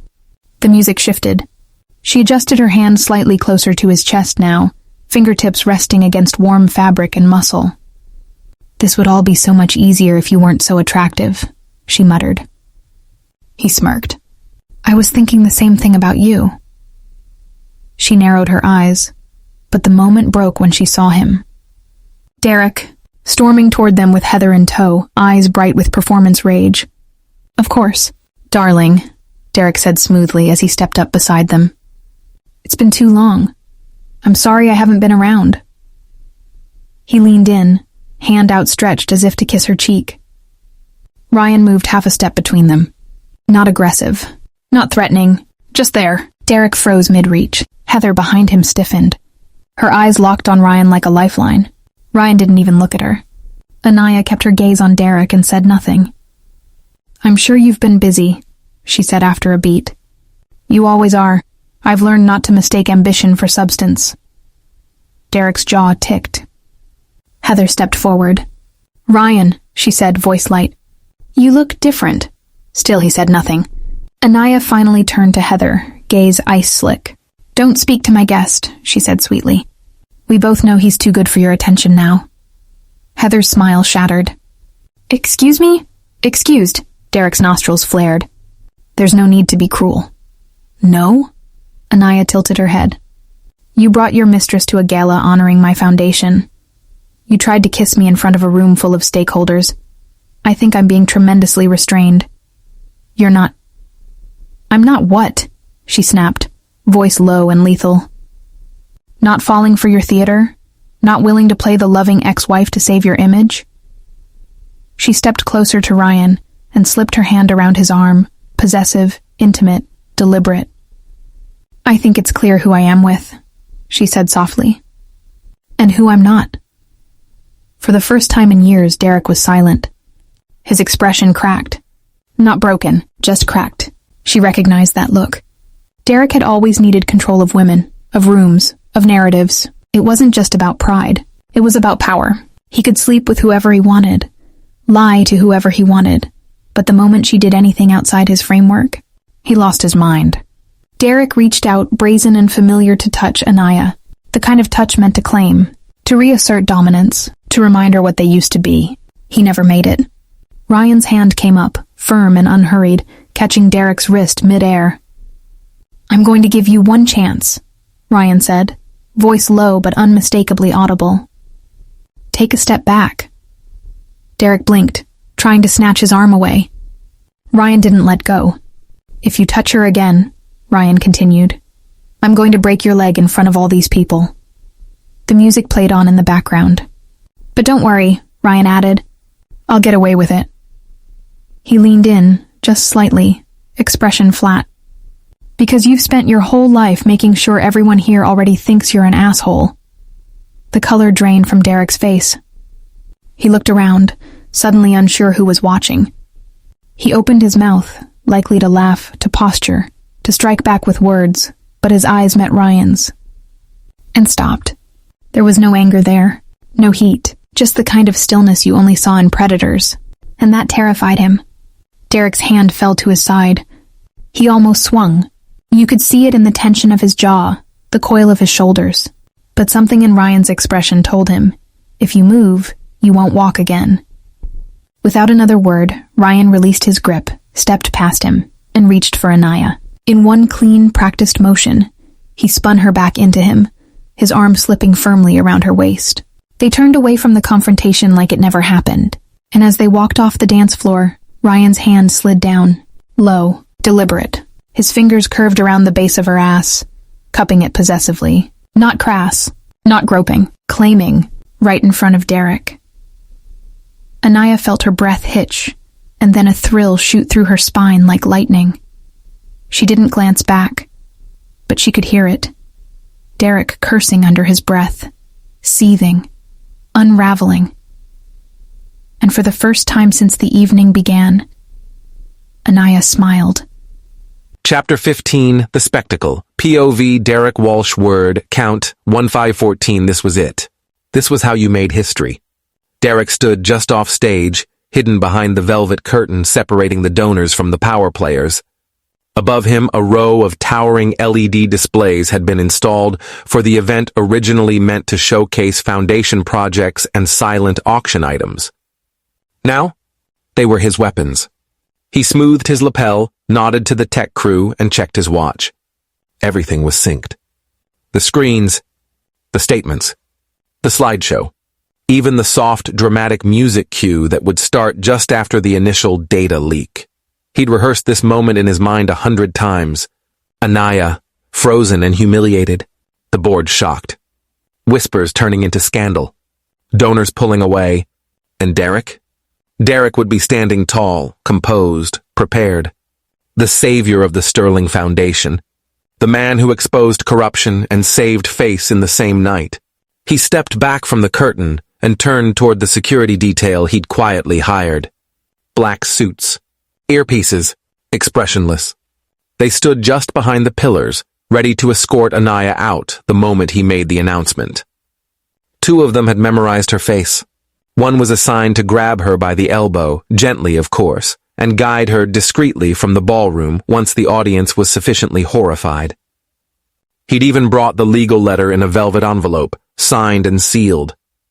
Everything was perfect. Everything was in place. Until, "Don't touch me," Heather hissed, jerking her arm from his grasp. Derek barely registered her, brushing past as he checked his notes. "Just stand there and look supportive." "I am supportive," she said through clenched teeth. "But I'm not a prop." Derek turned, eyes narrowing. "No," he said. "You're just the girl who couldn't keep her mouth shut when Ryan walked into the room. Do your job, Heather, or go home." He didn't wait for her answer. She wouldn't leave. She never did. She needed him. They all did. He adjusted his cuffs again and nodded to the AV lead. The man gave a thumbs up. 3, 2, 1. The music lowered. The screens went dark. The lights shifted ever so slightly, bathing the center of the ballroom in cool white glow. And Derek walked out onto the main platform like he owned it. He could feel every eye in the room on him, even the ones that didn't like him. Especially the ones that didn't like him. That was the whole point. "Good evening," he said, his voice steady, crisp. "If I could just take 2 minutes of your time." The murmur of voices faded. Ryan and Anaya were across the room, having just returned from the dance floor. Ryan's arm still hung casually around her waist. That smug bastard. Not for long. "As many of you know," Derek said, "the Sterling Foundation has spent the last decade building a reputation on transparency, innovation, and trust." The crowd nodded polite agreement, not enthusiasm. He kept going. "Unfortunately, tonight I must address something deeply troubling." At that cue, the first screen lit up behind him. Bank statements, charts, wire transfers, everything designed to look legitimate, but all of it built from manipulated data. "To be clear," Derek said, turning to face the screens dramatically, "what you see here is not an accusation, not yet, but it is a red flag, a pattern, one that raises serious questions about how discretionary funds have been managed." Another screen blinked on. A signature, Anaya's, or a perfect forgery. Derek gave the audience a moment to absorb it. Gasps, whispers, eyes darting toward the woman in the black dress. "She is, of course, entitled to respond," he added magnanimously. "But the board and our legal team have advised that we take immediate action to preserve the integrity of this institution." The lights pulsed again. The final screen lit up. This time with the prepared statement signed minutes ago, calling for a temporary suspension of Anaya's executive privileges pending a formal investigation. He glanced toward the security team. They moved. Like clockwork. Derek smiled, already rehearsing the press quote in his head. Something about hard choices. Necessary accountability. Responsible leadership. But then, the lights flickered. Not off. Just stuttered. And the screens? They shifted. The data blinked. The signature glitched. And then gone. Replaced by a wall of black. A command prompt. Strings of code spilling down like a waterfall. "What the hell?" Derek muttered, spinning toward the AV team. The ballroom lights dimmed, then steadied. And then a voice low, calm, cutting rolled through the speakers. 15 minutes. It was Ryan. Derek spun around, nearly knocking over the podium. Ryan stood at the foot of the stage, one hand in his pocket, the other holding a small silver device. I gave you a 15-minute head start, Ryan said. And this was the best you could do? The screens lit up again. Only now they were showing real metadata, IP addresses, access logs. Every single discrepancy you found, Ryan said as he stepped onto the stage, voice steady, came from your login credentials.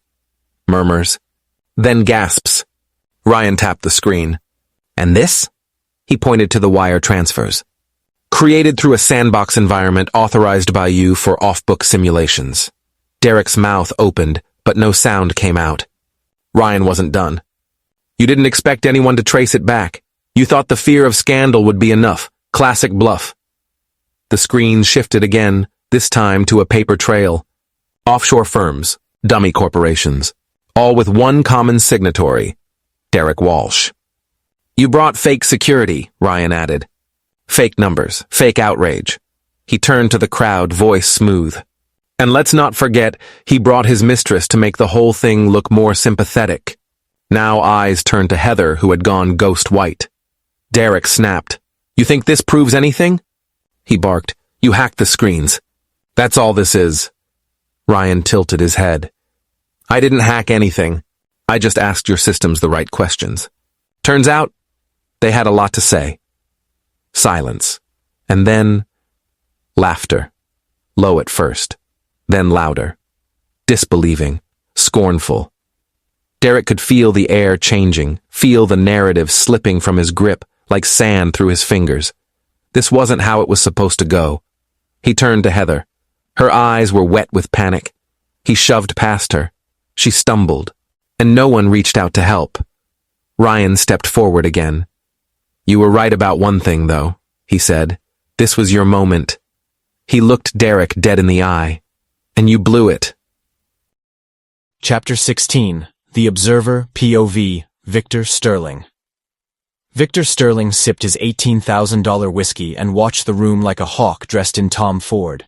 This wasn't his first gala, not his 50th. But tonight had a certain spice to it. The kind he liked. Beside him, Marielle, his wife of 32 years, first crush, and lifelong co-conspirator leaned in closer, her diamond earrings catching the light. 500 says she folds first, she murmured, watching the dance floor where Anaya moved with her mystery man. Victor smirked. She won't.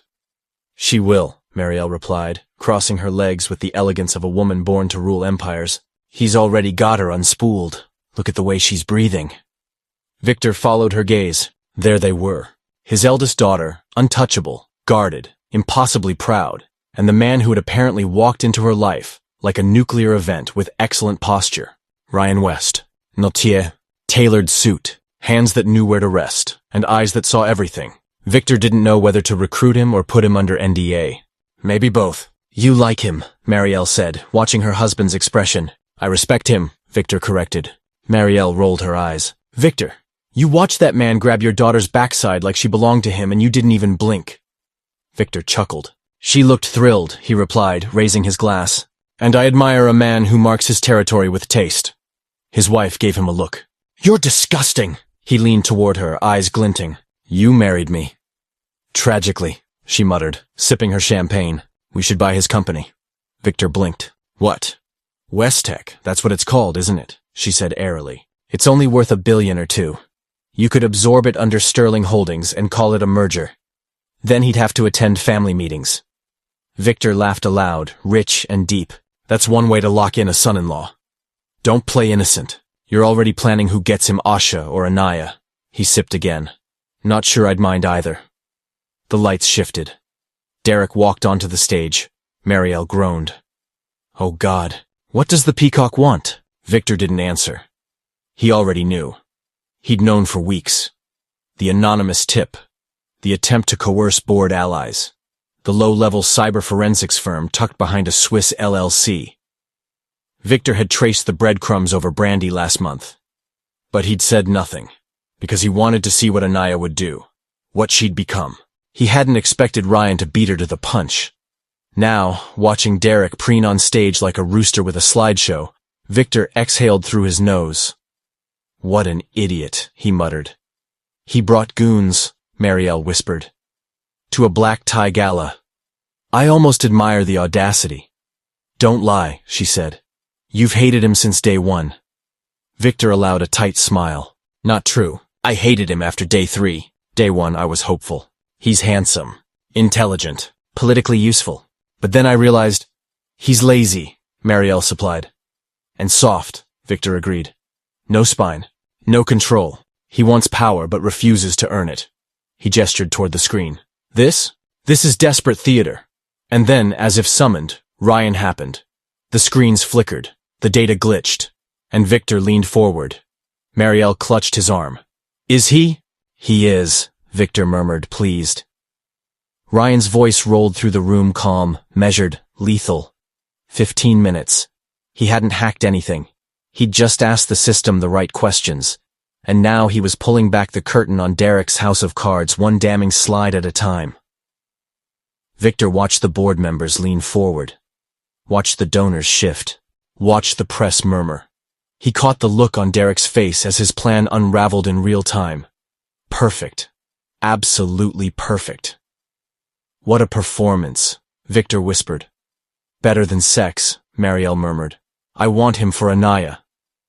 You wanted him for Asha 20 minutes ago. She can find another one, she said dismissively. Anaya needs someone who challenges her. He does, Victor smirked. She also needs someone who knows how to grab her ass in public and get away with it. Marielle didn't even blink. Exactly. As Ryan's final words echoed through the room, Victor took a long, indulgent sip of his whiskey. The ballroom was dead quiet. And Derek? Derek looked like someone had just pissed in his family crest. Victor leaned toward his wife. Well? He said with dry amusement. So much for his little coup? Marielle snorted. Do you think he's going to cry? Victor considered it. I think he's going to rage, then blame Heather, then try something stupider. Are you going to intervene? Eventually, Victor said. But not tonight. He watched Ryan return to Anaya's side, silent, controlled. Like a man who didn't need to say anything else. Like a man who already knew he'd won. Victor leaned back in his chair, fingers steepled over his chest. His wife reached for his hand. You think he's going to propose? She asked. Victor laughed. I think Anaya's trying very hard not to propose to him. You still owe me $500. I'll pay in property. You always do. He glanced once more toward the man of the hour. Ryan West. Sharp, dangerous, grounded, and, more importantly, loyal. That was rare. That was valuable. And Victor Sterling didn't waste valuable. Not ever.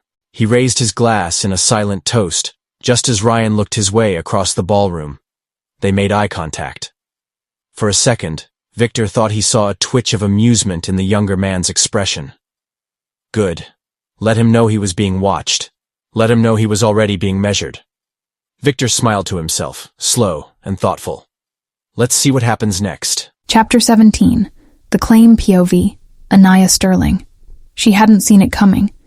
That was the part that truly rattled her. Anaya Sterling planned everything. She anticipated sabotage before it happened, planted counter-narratives before anyone dared whisper scandal. She knew the board, the press, the snakes in designer suits, but not this. Not him. Not Ryan West stepping forward like a force of nature in a tux, dismantling Derek's pathetic little performance with 15 minutes of calm brilliance. She didn't know he had a plan, and she didn't need one because he did. And that made something dangerous and molten unravel in her chest. She watched the screens fade, the security retreat, the board shift uncomfortably in their seats. Derek had already fled the stage like a whipped child. Heather was lingering somewhere in the crowd, wilted and directionless. Ryan? He hadn't even looked back. Of course he hadn't. He never needed applause. He didn't do it for her reputation. He did it because she was his, even if he hadn't said it yet. Even if she'd been too proud to admit it until now. She signaled to her lawyer with a glance. Divorce papers signed, notarized, and sealed were delivered to Derek less than 2 minutes later. He tore them open like a man expecting redemption. Instead, he found the end. She didn't even look at him when he stormed out. She was already walking toward Heather. The room quieted instinctively. People didn't breathe when Sterling moved with intent. Anaya reached Heather just as she turned, startled and wide-eyed. She slapped her. Not hard. Just enough. The sound cracked like fine china breaking. Heather gasped, more in disbelief than pain. And then Anaya hugged her, arms wrapping around the woman who had slept with her husband, held her tight, one hand resting on Heather's back, like they were old friends sharing a secret. Heather stood frozen. And then Anaya leaned into her ear and whispered with velvet precision, "Thank you." Heather flinched. Anaya smiled. "Thank you for letting him go." A beat passed. "Because now I'm going to scoop him up."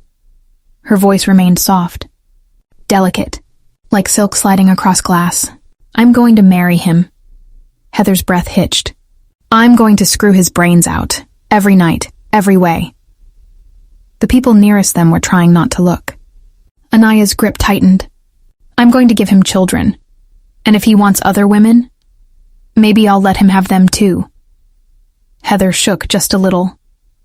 "He'll be mine, Heather. And I'll be his. No more games. No more leashes."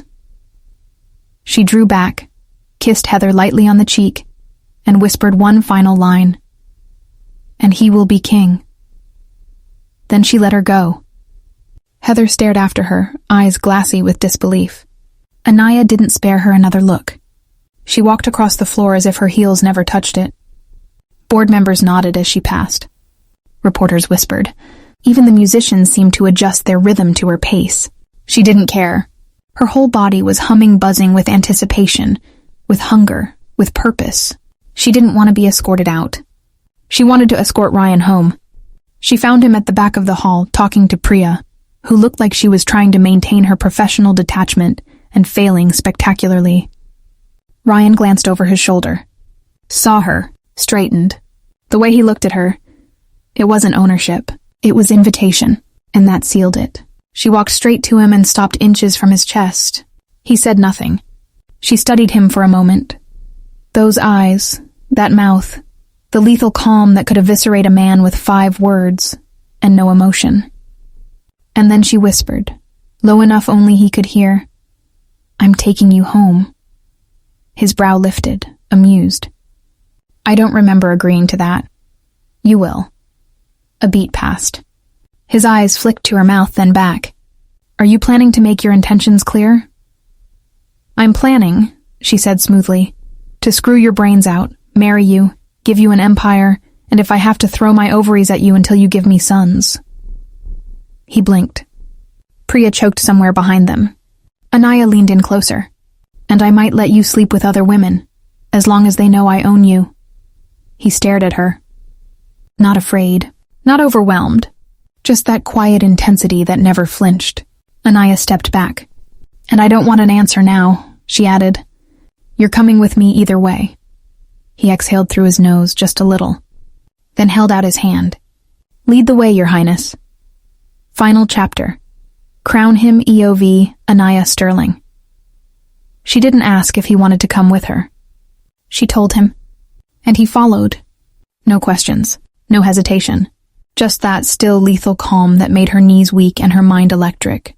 She slid into the back seat of the car, first plush leather, midnight tinted windows, a partition already rising between them and the driver.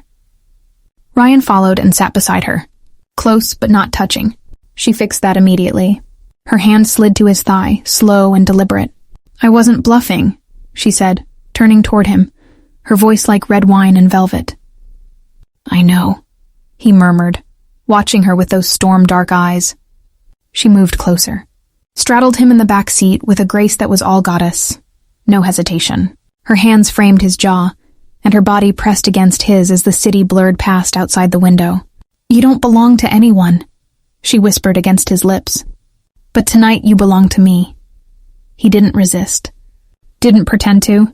Just let her kiss him. And when she did, it wasn't soft. It was sovereign. By the time they reached her penthouse, her lipstick was smudged and his shirt was open at the collar. She didn't wait for the driver. Didn't care about the doorman. She led him inside like a lioness bringing home a prize. The doors closed. Silence fell. And then she turned and began to undress. She didn't rush. She peeled off each piece like a ritual. First the earrings, then the necklace, then her shoes one by one, And then the gown. It slipped down her frame like water, pooling around her feet. She stood there, flawless, bare, golden in the low light, watching his reaction. His breath caught. That was enough. I meant everything I said, she whispered, walking toward him. I'm going to marry you. She stepped out of the circle of her dress. I'm going to screw your brains out. Her hands reached for the last of his shirt buttons, slow and precise. I'm going to give you sons. He tried to speak. She pressed a finger to his lips. If you want other women, fine, take them. She leaned in, bit his earlobe. But everyone will know who you belong to. His arms finally came around her. Tight, hungry. I'll be yours, she whispered. And you'll be mine. Then she pushed him gently back onto her bed and made good on every single word. Epilogue. The king behind the crown. They called him many things.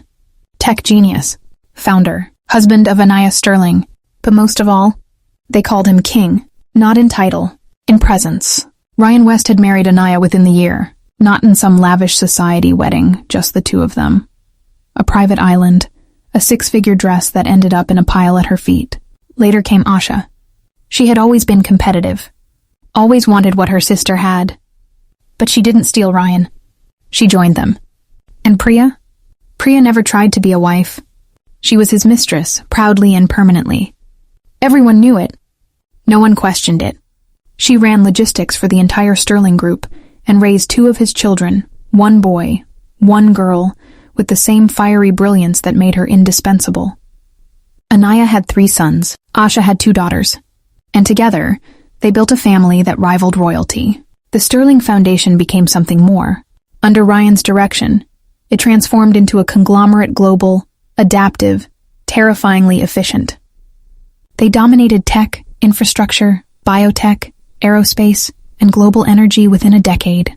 Governments called them first when things went wrong. Their board meetings required armed security and NDAs that spanned continents. Ryan never gave speeches. He didn't need to. When he walked into a room, people stood straighter. Smarter men shut their mouths, and Anaya smiled like the world was doing exactly what it was supposed to. As for Derek and Heather, no one knew what happened to them.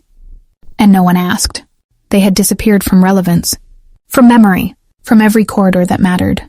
The last whispers were bitter and irrelevant. They had become cautionary tales, ghosts. Meanwhile, Ryan was worshipped, loved, obeyed, not because he demanded it, but because he earned it. He didn't rule alone. He ruled with Anaya, and through her. She never let him forget one simple truth. He had saved her, claimed her, crowned her.